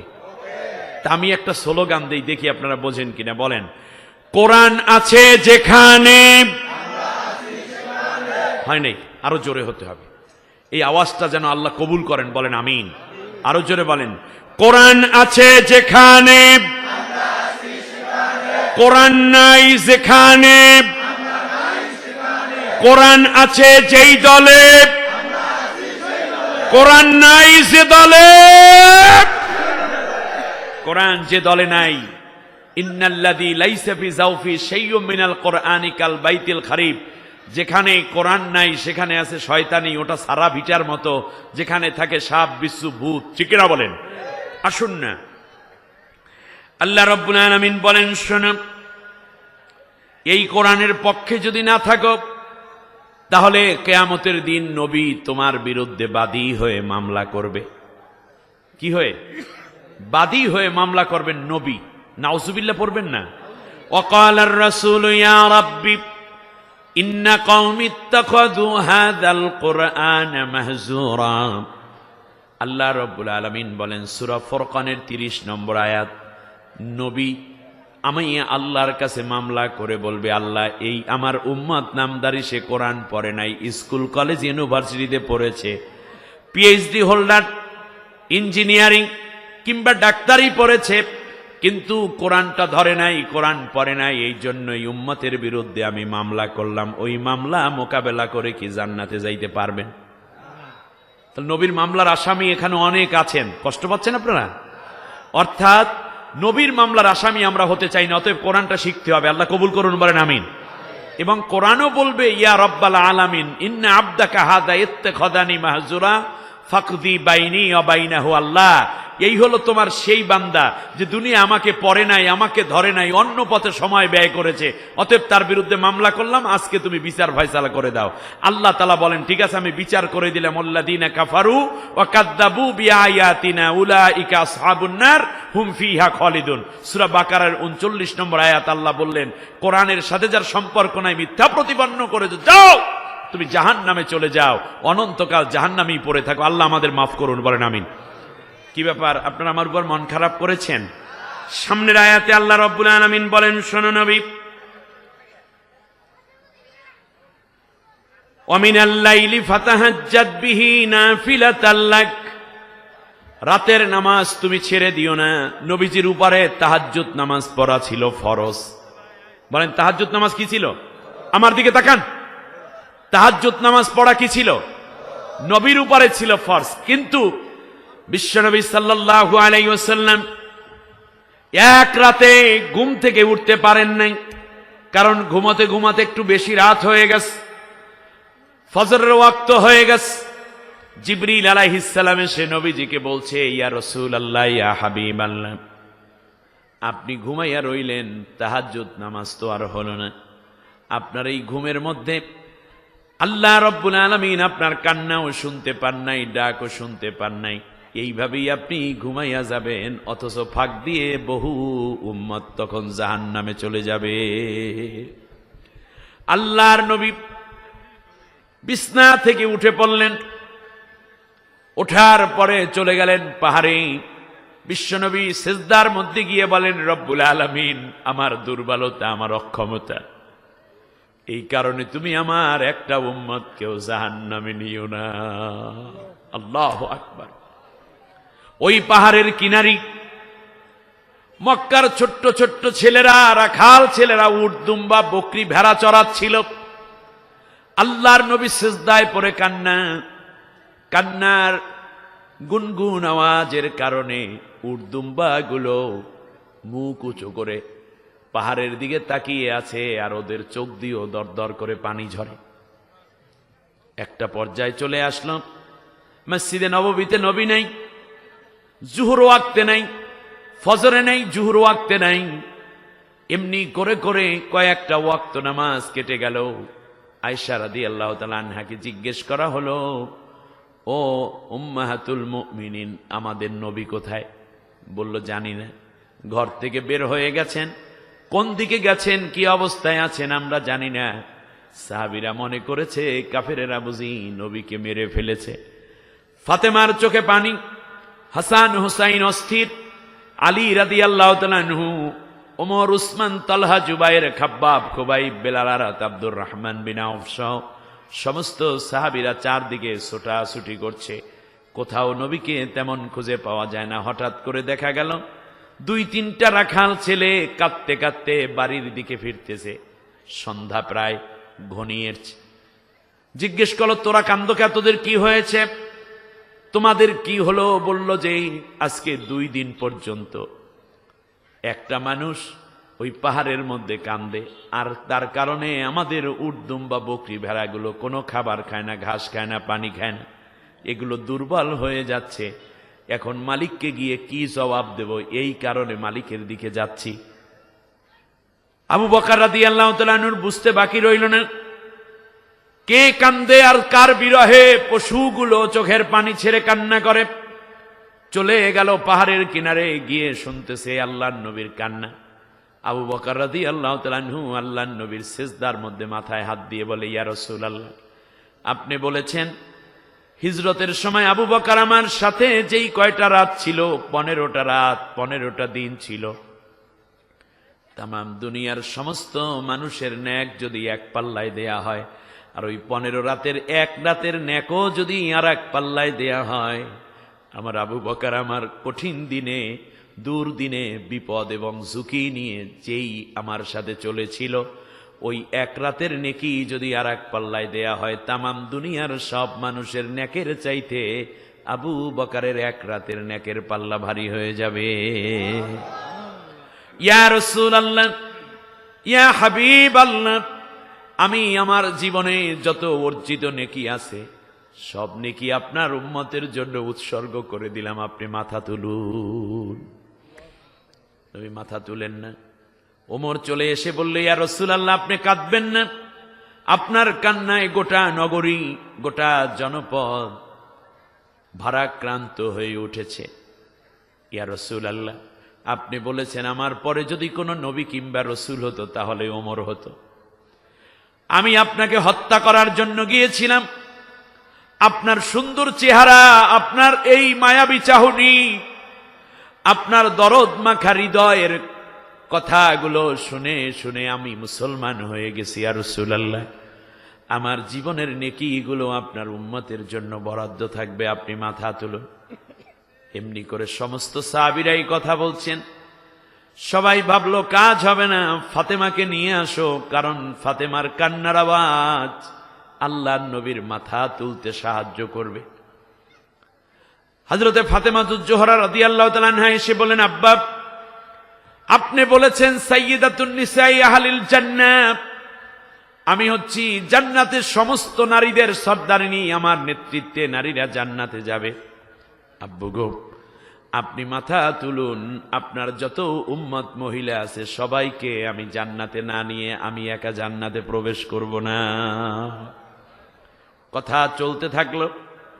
হযরতে হাসান হুসাইন 2 ভাই 2 পাশে এসে নানার গালের মধ্যে চুমা দেয়, কানের মধ্যে চুমা দেয়, আর বলতেছে, নানা, আপনি তো বলেছেন আমরা শহীদ হয়ে যাব, আমরা 2 ভাই শহীদ হব। শাহাদাতের এই মর্যাদাটুকু আল্লাহর কাছে অনেক বেশি জানি, সুতরাং আজ ওয়াদা দিলাম, আপনি বলেছেন শাবাবি আহলিল জান্নাহ, আপনি বলেছেন হাসান হোসাইন হচ্ছে যুবকদের সর্দার হয়ে জান্নাতে তাদেরকে নিয়ে যাবে, সুতরাং ওয়াদা দিলাম আপনার একজন যুবক উম্মতকেও জাহান্নামে রেখে আমি হাসান, আমি হোসাইন জান্নাতে যাব না। আল্লাহর নবী মাথা তুললেন। তাহাজ্জুদ নামাজ নবীর কাজা হয়, আর একদিন নবী ঘুমিয়ে পড়ে আছেন, উঠতে পারছেন না। আল্লাহ রাব্বুল আলামিন ডাক দিয়ে বলেন, ইয়া আইয়ুহাল মুদ্দাসসির কুম ফাআনযির রাব্বাকা ফাকাব্বির, ও নবী আর ঘুমায়েন না, এবার দাঁড়ান। আর একদিন আল্লাহর নবী তাহাজ্জুদে ঘুমায়। মানুষ নবী, বিশ্ব নবী, ক্লান্তি আছে, ভাবনা আছে, আল্লাহর নবী ঘুম থেকে উঠছেন না। আল্লাহ রাব্বুল আলামিন ডাক দিয়া বলেন, ইয়া আইয়ুহাল মুজাম্মিল, ও চাদর আবৃত, এবার দাঁড়ান। দাঁড়াইয়া যান, তার কারণ হচ্ছে তাহাজ্জুদের ওয়াক্ত কেটে যায়। বিশ্বনবী সাল্লাল্লাহু আলাইহি ওয়াসাল্লাম আল্লাহর কাছে বললেন, রব্বুল আলামিন, আমার নিজেরই যেহেতু তাহাজ্জুদ মাঝে মাঝে কাজা হয়ে যায়, নিয়মিত যদি আমি পড়ে যাই আমার উম্মতের উপরেও হয়তো এটা ফরজ হয়ে যাইতে পারে। অতএব আল্লাহ, তুমি আমার উম্মতের জন্য এই নামাজটাকে সহজ করে দাও। এইটাকে সুন্নত করা হয়েছে। তবে মনে রাখবেন, এই পৃথিবীতে যত নফল ইবাদত আছে তার মধ্যে সবচেয়ে সেরা ইবাদতের নাম তাহাজ্জুদের নামাজ। আল্লাহর নবী বলেন, শেষ রাতে আল্লাহ রব্বুল আলামিন এই আসমানের উপরে চলে আসেন, আমাদের মাথার উপরে এসে ডাক দিয়া বলেন, কে আছো জীবনের গুনাহগুলো মাফ করাইয়া নেবা? আমার কাছে এই সময় চাও, আমি আল্লাহ মাফ করার জন্য চলে এসেছি। কে আছো গরিব, ধনী হইতে চাও? হালাল পথে আমি আল্লাহ তোমাকে ধনী করে দেব। কে আছো অনেক রোগাক্রান্ত? আমি আল্লাহ তোমাকে শেফা দিয়ে দিব। কে আছো ঋণগ্রস্ত? আমার কাছে দোয়া করো, চোখের পানি ছাড়ো, আমি আল্লাহ রব্বুল আলামিন ঋণ মওকুফ করার জন্য তোমাকে তৌফিক দিয়ে দেব। কে আছো স্ত্রী নিয়ে সমস্যায়? কোন স্ত্রী আছো স্বামীকে নিয়ে সমস্যায়? আসো, আমি আজকে তোমাদের মধ্যে মহব্বত তৈরি করে ভালোবাসার বন্ধন জোড়া লাগিয়ে দিব। কে আছো সন্তান অসুস্থতার পেরেশানিতে?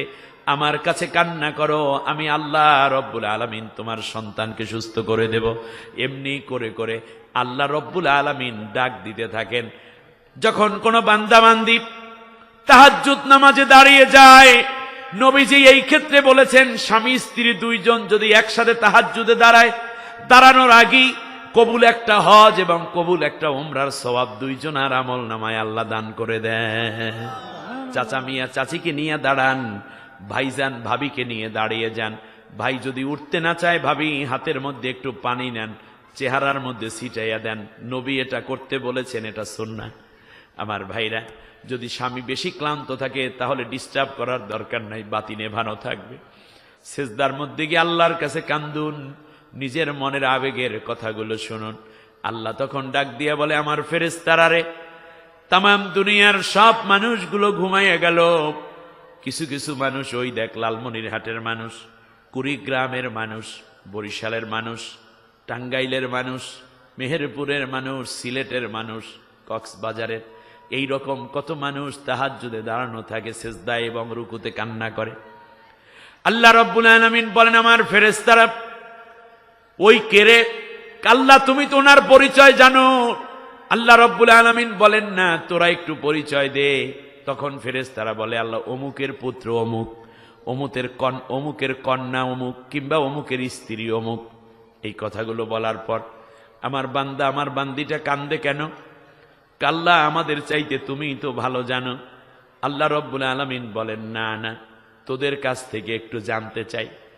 আল্লাহ তাআলা তোমার ভয়ের কারণে কান্দে। আর কেন কান্দে? আল্লাহ তোমার রহমত পাওয়ার আশায় কান্দে। আল্লাহ রব্বুল আলামিন আবার জিজ্ঞেস করেন, আমার এই বৃদ্ধ বান্দাটা দাড়ি চুল পেকে গেল, তার দাড়িগুলো ভিজাইয়া ভিজাইয়া আমার কাছে ঠোঁট বাঁকা করে কান্দে, সেজদার মধ্যে মুনাজাত করে। কেন কান্দে? কয় রব্বুল আলামিন জাহান্নামের আযাব থেকে বাঁচার জন্য কান্দে।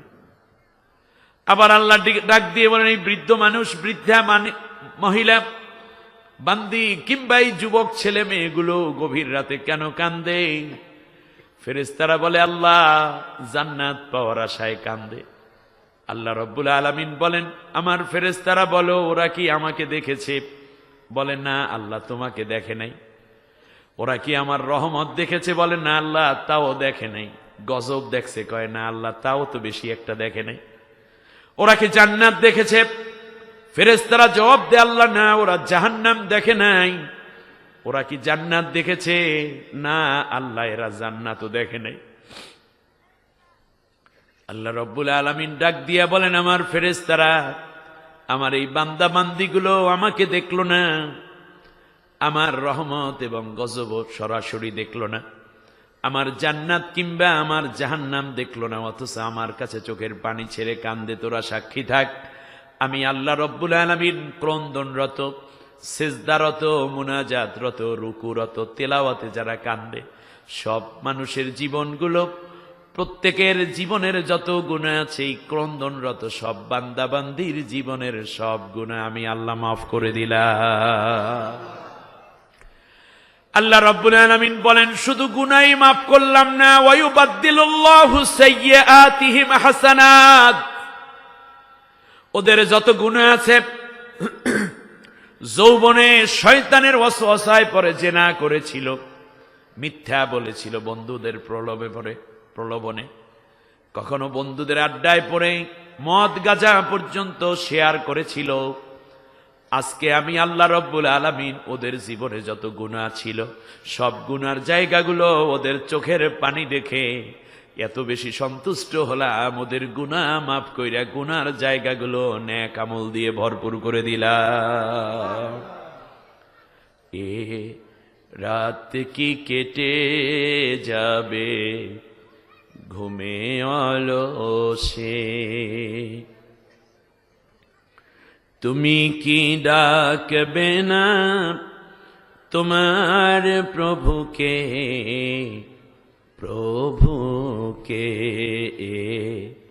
রাত কি কেটে যাবে ঘুমে অলসে। তাহাজ্জুদ পড়তে চেষ্টা করবো, আল্লাহ কবুল করুন বলেন আমি। আজকে জুমার রাত, বৃহস্পতিবার দিবাগত রাত, এই রাতে কেউ যদি একটা নেক আমল করে আল্লাহ তাই 100 গুণ বাড়াই দেন। কমপক্ষে 2 রাকাত তাহাজ্জুদ না পড়ে ঘুমাবেন না, মনে থাকবে আপনাদের। সিজদায়ে নত হও অশ্রু ছাড়ো, আল্লাহর শরণে হৃদয় গাড়ো, প্রাণ খুলে সব ব্যথা বলো প্রভুকে, বলো প্রভুকে, রাত কি কেটে যাবে ঘুমে অলসে। আল্লাহ আমাদেরকে তাহাজ্জুদে শামিল হওয়ার তৌফিক দিন, বলেন আমিন। আল্লাহ রাব্বুল আলামিন বলেন শোনো, আমি আল্লাহর গোলাম যারা তাদের একটা বৈশিষ্ট্য হলো এই যে শোনো, তাতাজাফা যুনুবুহুম আনিল মাদাজিহিম, শেষ রাতে তাদের বিছনা থেকে তাদের পিঠগুলোকে আলাদা করে দেয়।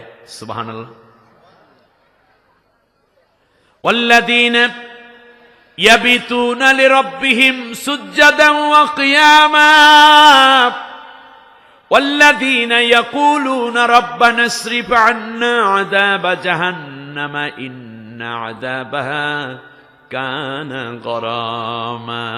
আল্লাহু আকবার। আল্লাহ রাব্বুল আলামিন বলেন পূর্ণ রাতটা আমার বান্দা ঘুমায় না, এমনকি বিছনা থেকে পিঠটা আলাদা করার পরে তারা দাঁড়াইয়া যায়, দাঁড়াইয়া আমার কাছে কান্না করে আর ডাক দিয়ে কয়, আল্লাহ আসমানের নিচে জমিনের উপরে আমার মতো এত গুনাহগার বান্দা বান্দি আর বুঝি কেউ নেই, জীবনে অনেক গুনাহ করেছি, একান্তে তোমার সাথে কিছু কথা বলবো। আল্লাহ রব্বুল আলামিন বলেন আমার বান্দা যখন আমারে ডাক দেয়, উদউনি আস্তাজিব লাকুম, আমি আল্লাহ তখন বান্দার ডাকে জবাব দেয়া শুরু করে দেই। সুবহানাল্লাহ। আল্লাহ তাআলা বলেন আমাকে তুমি ডাক দাও, আমি তোমার ডাকে জবাব দিয়ে দেব। সুবহানাল্লাহ। আল্লাহর নবী বলেন একবার বান্দা ডাকে আল্লাহ জবাব দেয় 10 বার। সুবহানাল্লাহ। আপনি ডাকলেন আল্লাহ, আল্লাহ রাব্বুল আলামিন বলেন লাব্বাইক আব্দি, আমি হাজির, আমি হাজির। আল্লাহর নবী বলেন আল্লাহর দিকে যদি কোনো বান্দায় 1 হাত আগাইয়া যায়, আল্লাহ রাব্বুল আলামিন বান্দার দিকে 10 হাত আগাইয়া আসে। সুবহানাল্লাহ। আমার ভাই, আপনার জীবনে অনেক গুনাহ, যৌবনে নামাজ পড়েন নাই, মদ খাইছেন, চুরি করছিলেন, জিনা করে ফেলেছেন, কখনো বদঅভ্যাস ছিল গুন্ডামি করা, বিড়ি সিগারেট খাওয়া থেকে নিয়ে অনেকগুলো অন্যায় আপনার জীবনে। আল্লাহ তাআলা আমাকে আপনারে ডাক দিয়েই বলতেছেন, কুল ইয়া ইবাদিয়াল্লাযীনা আসরাফু আলা আনফুসিহিম লা তাকনাতু মির রাহমাতিল্লাহ ইন্নাল্লাহা ইয়াগফিরুদ যুনুবা জামিআ ইন্নাহু হুয়াল গফুরুর রহিম। আল্লাহু আকবার। আল্লাহ রাব্বুল আলামিন বলেন, নবী তুমি আমার ওই বান্দা বান্দীদেরকে ডাক দিয়ে বলো যারা গুনাহ করতে করতে হতাশ হয়ে গেছে, গুনার কোনো লাইন নেই, তারা বাদ দেয় নাই, ওই বান্দা বান্দীদেরকে ডেকে বলো আল্লাহর রহমত থেকে নিরাশ হইও না, আল্লাহর দিকে দৌড় দাও, আল্লাহ রব্বুল আলামিনের দিকে তওবা করো। আমি আল্লাহ ওয়াদা দিলাম তার জীবনের সব গুনাহগুলো মাফ করে দেব। আপনারা দেখেন, আপনাদের এই দিকে যে বঙ্গোপসাগর আছে, আটলান্টিক মহাসাগর আছে, এই নদীগুলোর পানি, সাগরগুলোর পানি নুনা না মিঠা? লোনা। লোনা পানি না? নুনের মধ্যে আছে অ্যান্টিবায়োটিক বা এইরকম কি বলে অ্যান্টিসেপটিক বিভিন্ন রকমের উপাদান। যেমন চামড়া কি দিয়ে প্রক্রিয়াজাত করে? পচে না। মাছ কেটে কেটে, ইলিশ মাছ কিভাবে প্রক্রিয়াজাত করে? লবণ দিয়ে। তাহলে বোঝা যায় লবণের একটা উপকারিতা আছে। এই জন্য আমরা এই মিঠা পানিতে আমরা আমাদের কাঁথা বালিশ ধুই, ট্যানারির ময়লা ফালাই, এমনি করে করে এই পানিগুলোকে আবার টেনে নিয়ে যায় ভাটার টানে নুনা পানির দিকে, ঠিক না? ভাটায় নুনা পানির মধ্যে ফালানোর পরে এই যে ময়লা, মরক, পচা, গান্দা যা আছে, এইগুলো নুনা পানিতে রিফাইন করে আমার আপনার বাড়ির কাছে জোয়ারের টানে আবার নিয়ে আসে। এই দায়িত্ব আবার আছে চাঁদের কাছে। একটা ট্রান্সফরমার আল্লাহ দিয়ে দিলেন, এই চাঁদ ওঠে জোয়ার হয়, চাঁদ ডুবে যায় বাটি লাগে। সুবহানাল্লাহ বলেন। এবার খেয়াল করুন, তাহলে বোঝা যায় নুনের মধ্যে যদি ময়লা কিছু পড়ে সেটা রিফাইন হয়ে যায়। আমাদের এই রক্তের আকর্ষণে আমরা অনেক ক্ষেত্রে গুনাহ করে বসেছি। আর চোখের পানি মিঠা না নুনা? কি কয়? চোখের পানি কি? লোনা। অতএব চোখের পানি যখন বের হয়, ওই চোখের পানির মধ্যে আল্লাহ তাআলা গুনাহগুলো দেন, জার্মগুলো দেন, দেওয়ার পরে চোখের নুনা পানিতে গুনাহগুলো রিফাইন করে আল্লাহ তাআলা আমাকে আপনাকে তার আসল বান্দা হিসাবে রহমতের কোলের মধ্যে উঠাই নিয়ে যান। এই সত্য সুন্দরটা বুঝতে হবে। তাহাজ্জুদ নামাজ এখন থেকে আমরা পড়ব। যুবক ভাইরা যৌবন কালে যে ইবাদত করবা, এটা নবীওয়ালা কাজ হয়ে যাবে। আমি শেষ আলোচনার শেষ পর্যায়ে যাচ্ছি, শুনুন। আল্লাহ নবী এবার আল্লাহর কাছে দোয়া করেন, আল্লাহ তুমি আমাকে কি করো বলেন তো দেখি? আল্লাহ তুমি আমাকে একটা রাষ্ট্র ক্ষমতা দাও। সুবহানাল্লাহ বলেন। নবী কি এটা চাইছেন কি চাই নাই? ওয়াজআলনি মিন লাদুনকা সুলতানান নাসীরা। শুধু কি তাই, আমাদের ইব্রাহিম খলিলুল্লাহ আলাইহিস সালামও রাষ্ট্র ক্ষমতা ছিলেন। তার কারণ রাষ্ট্র যখন ইসলামিক হয় তখন আপনার ইসলাম ছাড়া আপনি কিছুই পান না, বিধায় আপনি সব সময় মুসলমান অবস্থায় থাকেন। বাজারে যাবেন ইসলাম অনুযায়ী, কোনো গুনার কাজ নাই সেখানে। আপনি চলে যাবেন স্কুলে, সেখানেও ইসলামিক কাজ। আপনি মসজিদে,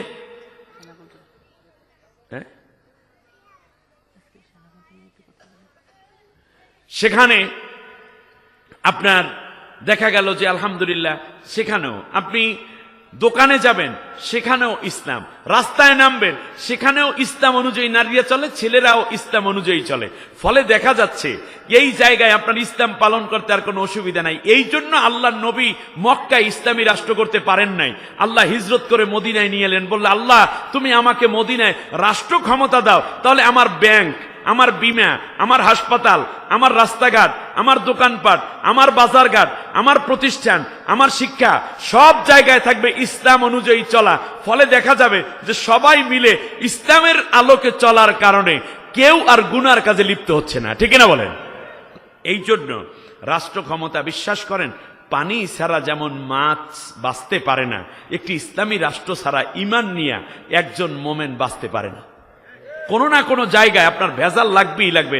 আর যদি ইসলামী রাষ্ট্র হয় তাহলে আপনি ভেজাল চাইলেও ভেজাল করার সুযোগ থাকে না, আপনি ন্যাক পথে চলতে বাধ্য হন। কোনটা ভালো? ইসলামী রাষ্ট্র ভালো না? এই জন্য আমাদের চেষ্টা করতে হবে। হযরতে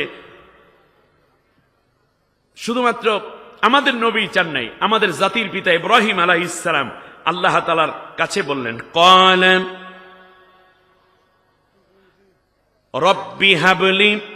রব্বি হাবলি হুকমান ওয়া আলহিকনি বিসসালিহিন। আল্লাহ তুমি আমাকে একটা রাষ্ট্র ক্ষমতা দাও যেখানে আমি নেককার মানুষ তৈরি করব আর নেককারদের সাথে থাকবো। সুবহানাল্লাহ পড়বেন না? আল্লাহ রাব্বুল আলামিন বলেন, শোনো ইব্রাহিমের দোয়া আমি কবুল করলাম। ফাকাদ আতাইনা আলা ইব্রাহিমাল কিতাবা ওয়াল হুকমা ওয়া আতাইনাহুম মুলকান আযীমা।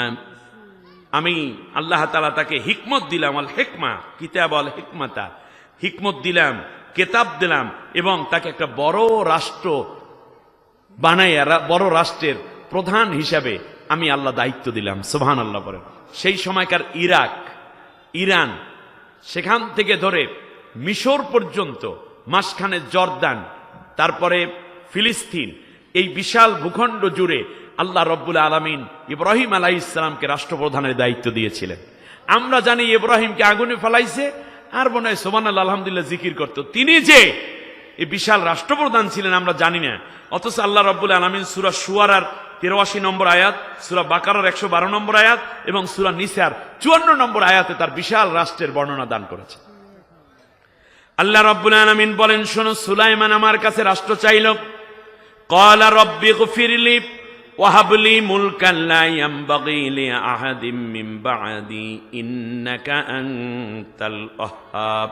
সূরা সদের 35 নম্বর আয়াতে আল্লাহ রব্বুল আলামিন বললেন, আমি আল্লাহ তাআলা, আমি আল্লাহর কাছে, সুলাইমান বলল, আল্লাহ তাআলা তুমি আমাকে একটা এমন রাষ্ট্র দাও যেই রাষ্ট্র পৃথিবীতে তুমি কাউকে আর কোনো দিন দিবে না, অর্থাৎ তামাম দুনিয়ার বাদশা বানাই দিলেন আল্লাহ তাআলা সুলাইমানকে।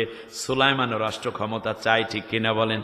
তার রাষ্ট্র ক্ষমতায় যাইতে চাওয়া এটা জামাত ইসলামের সুন্নত, চরমনাইর সুন্নত, হেফাজতের সুন্নত নাকি নবীদের সুন্নত? কিন্তু আমরা যদি রাষ্ট্র ক্ষমতার কথা কয় তখনই বলে এরা রাজনীতি করে। আরে বাংলাদেশে যদি রাজনীতি থাকতো তাহলে আর চুরি হইতো না, জেনা ধর্ষণ হতো না, মদ গাঁজা ফেন্সিডিল থাকতো না। কারণ আল্লাহ রব্বুল আলামিন যেই নীতি দিয়েছেন ওইটাই রাজনীতি, নীতির মধ্যে সবচেয়ে সেরা, ঠিক কিনা বলেন? এই নীতি না থাকার কারণে চোরা নীতি, ডাকাতি নীতি আছে। অতএব এখন থেকে রাজনীতি মানে আল্লাহর কোরআনের রাজনীতি করতে হবে, ঠিক কিনা? এজন্য রাজনীতির নামে আল্লাহ একটা সূরাই নাজিল করেছেন। সূরার নাম সূরাতুল মুলক, পলিটিক্যাল সূরা। সুবহানাল্লাহ বলেন। সূরার নাম কি? সূরা মুলক। মুলক, মুলক নামক একটি সূরা আল্লাহ তাআলা নাজিল করেছেন। সংবিধানের নামে আল্লাহ একটা সূরা নাজিল করেছেন। সূরার নাম সূরা ফুরকান। সুবহানাল্লাহ। আমার ভাইয়ের, আল্লাহ রাব্বুল আলামিন আবার বললেন, শোনো, আমার ইউসুফ চাইল, قال جعلني على خزائن الأرض إني حفيظ عليم وكذلك مكنا ليوسف في الأرض। আল্লাহ রাব্বুল আলামিন বলেন, মন্ত্রিত্ব চাইয়া নিল আমার ইউসুফ আজিজ মিশরের কাছ থেকে। ও বাদশাহ, আমাকে 2টা মন্ত্রণালয় দেন। একটা হলো এই যে আমাকে খাদ্য মন্ত্রণালয় দিবেন, আর ভূমি মন্ত্রণালয় দিবেন, কৃষি মন্ত্রণালয় দিবেন। বাংলাদেশের সাবেক আমিরে জামাত শহীদ মতিউর রহমান নিজামী একসময় কৃষি মন্ত্রণালয়ের দায়িত্বে ছিলেন, ঠিক কিনা বলে? আমার ভাইয়েরা, এবারে আসি আমরা। আল্লাহ রাব্বুল আলামিন আবার বললেন, শোনো, তোমরা নিজেরাও রাষ্ট্র ক্ষমতায় যাওয়ার জন্য নবীদের অনুপস্থিতিতে নবীর উম্মতেরা চেষ্টা করবা। রব্বানা হাব লানা মিন আজওয়াজিনা ওয়া যুররিয়াতিনা কুররাতা আয়ুন ওয়াজআলনা লিল মুত্তাকিনা ইমামা। এই দোয়া পড়ে কিনা? ইমাম সাহেব পড়ে না? আমরা পড়ি না? পড়ি। অর্থ কি জানেন? যে আল্লাহ তাআলা তুমি আমার সন্তানদেরকে, আমার স্ত্রীকে, আমার সন্তানকে তুমি আমার চক্ষু শীতলকারী বানাইয়া দাও। ওদের আচরণ, ওদের ব্যবহার দেখে যেন আমার কলিজা শীতল হয়, ঘরে এসে যেন আমার টেনশনে পড়তে না হয়। আর একটা কথা আছে আল্লাহ, সেটা হচ্ছে তুমি আমাকে নেককার মানুষদের নেতা বানাই দাও। দেখেন, নামাজের মধ্যে ইমাম সাহেব নেতা হওয়ার জন্য আল্লাহর কাছে মুনাজাতে দোয়া করলো, মুসল্লিরা আমিন বলল।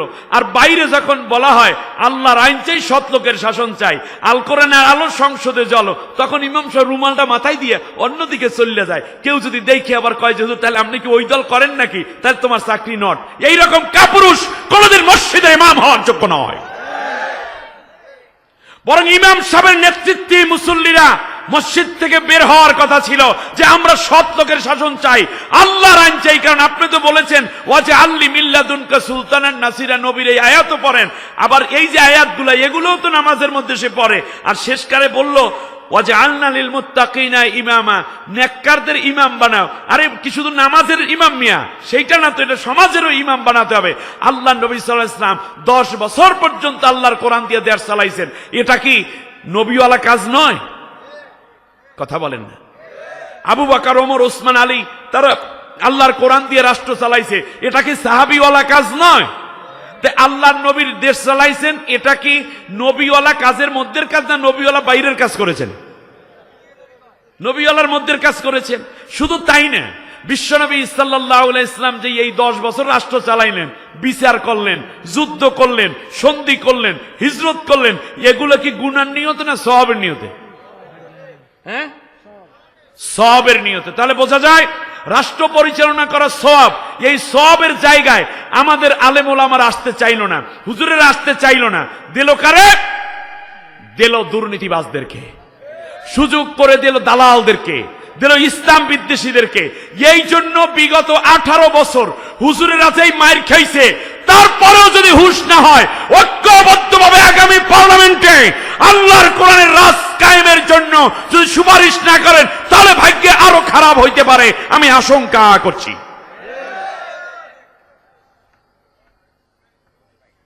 তবে আল্লাহর নবীর একটি হাদিস আমি আপনাদেরকে মনে করিয়ে দিতে চাই। মনে করেন সামনে যখনই ইলেকশন হবে, আমরা নবীর কাছে গেলাম কয়েকজন, যাওয়ার পর কথার কথা ধরেন, নবীকে জিজ্ঞেস করলাম, ইয়া রাসূলুল্লাহ, সামনে এই অবস্থায় এখন কোন দলের দিকে আমরা যাব, একটু বলেন দেখি। মনে করেন পীর মাশায়েখরা গেছে, তবলিগের মুরব্বীরা গেছে, আমরাও গিয়েছি, এরপরে এই যে কওমি আলেমরাও গেছে, এইদিকে চরমনাই থেকেও রওনা করছে, জৈনপুর মোকামিয়া ফুরফুরা থেকে, আহলে হাদিস থেকেও গেছে, মাতখালি থেকেও গেছে, লামাজিব থেকেও গেছে। মোট মিল্লা মনে করেন আমরা 100-150 মানুষ একটা বিমান ভাড়া কইরা একেবারে নবীর কাছে চলে গেছে। মনে করেন নবী এখনো জীবিত আছে, আমার কথা আপনারা বোঝেন নাই। তখন আমরা গিয়ে কি জিজ্ঞেস করলাম, নবী বাংলাদেশের প্রেক্ষাপটেই একটা সুযোগ আছে, এখন আপনারা বলেন তো দেখি আমরা কোন দলকে সমর্থন দেব, একটু বলেন দেখি নবী। তখন আল্লাহর নবী কি বলছেন সেটা নবী বললেই গেছে। বলছেন নবী সাল্লাল্লাহু আলাইহি ওয়াসাল্লাম বলেছেন, আন আব্দুল্লাহ ইবনে আমর রাদিয়াল্লাহু তাআলা আনহুমা قال قال رسول الله صلى الله عليه وسلم اتبعوا سواد الاعظم فانه من شج في النار। শোনো আমার উম্মতেরা, একটি রাষ্ট্রের মধ্যে অনেকগুলো ইসলামী দল থাকতে পারে, মতের পার্থক্য থাকতে পারে, তবে মনে রেখো যেই দলটি সেওয়াদ আল আজম মানে হচ্ছে যেই দলটি ইসলামী রাষ্ট্র কায়েম করবে এই ক্ষেত্রে আগাইয়ে আছে, বড় হয়েছে যেই দলটি, যাদের মধ্যে ডাক্তার আছে, ইঞ্জিনিয়ার আছে, ব্যারিস্টার আছে, যাদের মধ্যে পররাষ্ট্রমন্ত্রীও হইতে পারে, স্বরাষ্ট্র মন্ত্রী হইতে পারে, যাদের মধ্যে পুলিশ, র্যাব, গোয়েন্দা, ডিবি, ডিএসবির সব লোক আছে, বিভিন্ন ইউনিভার্সিটির ভাইস চ্যান্সেলর হতে পারে, প্রেসিডেন্ট হতে পারে, এমনকি তারা মন্ত্রী হইতে পারে, মেম্বার হইতে পারে, চেয়ারম্যান হইতে পারে। এই যে যেই দলটা আগাইয়ে আছে, তোমরা সেই দলটার অনুসরণ করবা, সেই দলটাকে তাড়াতাড়ি করে ক্ষমতায় নেওয়ার জন্য সবাই মিলে কাজ করবা। এই নির্দেশ আমার না রাসূলুল্লাহ। এরপর নবীজি বললেন, ফামান শাযযা ফিন নার, এরপরে যদি কেউ উল্টাপাল্টা করো, এই সুযোগ কাজে না লাগাও, তাহলে সে কিন্তু জাহান্নামে যাবা। নবীর এই হাদিসে আমরা আমল করতে রাজি আছি?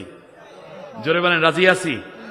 তাহলে যেই দলটা আগাই আছে সেই দলে সব আগামী পীর মাশায়েখ হইতে শুরু সবাই আসবে। কারণ আপনি হয়তো কিছু ভোট পেতে পারেন অথবা কিছু একটু করতে পারেন, তাতে তো ইসলামী হুকুমত কায়েম হবে না। কিন্তু সবাই মিলে যদি আগাইয়া যায় তাহলে দেখা যাবে সবাই মিলে একটা কাজ। সেই ক্ষেত্রে নেতৃত্বের মূল দাবিদার এবং মূল দায়িত্বে যাদেরকে দেব, সেওয়াদ আল আজম, যেই দলটি আগাইয়া আছে, বড় হয়ে আসছে, ওই দলটাকে দেব। ঠিক না বলেন?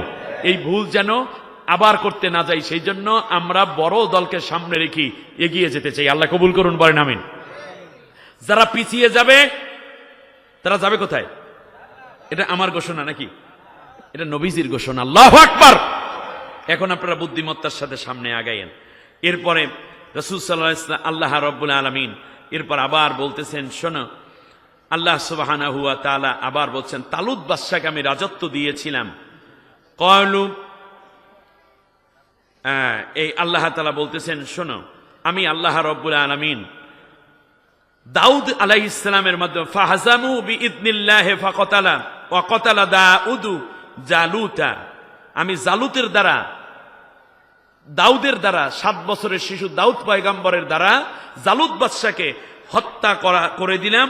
এরপরে ওয়া আতাহুল্লাহুল মুলকা ওয়াল হিকমাতা ওয়া আল্লামাহু মিম্মা ইয়াশা।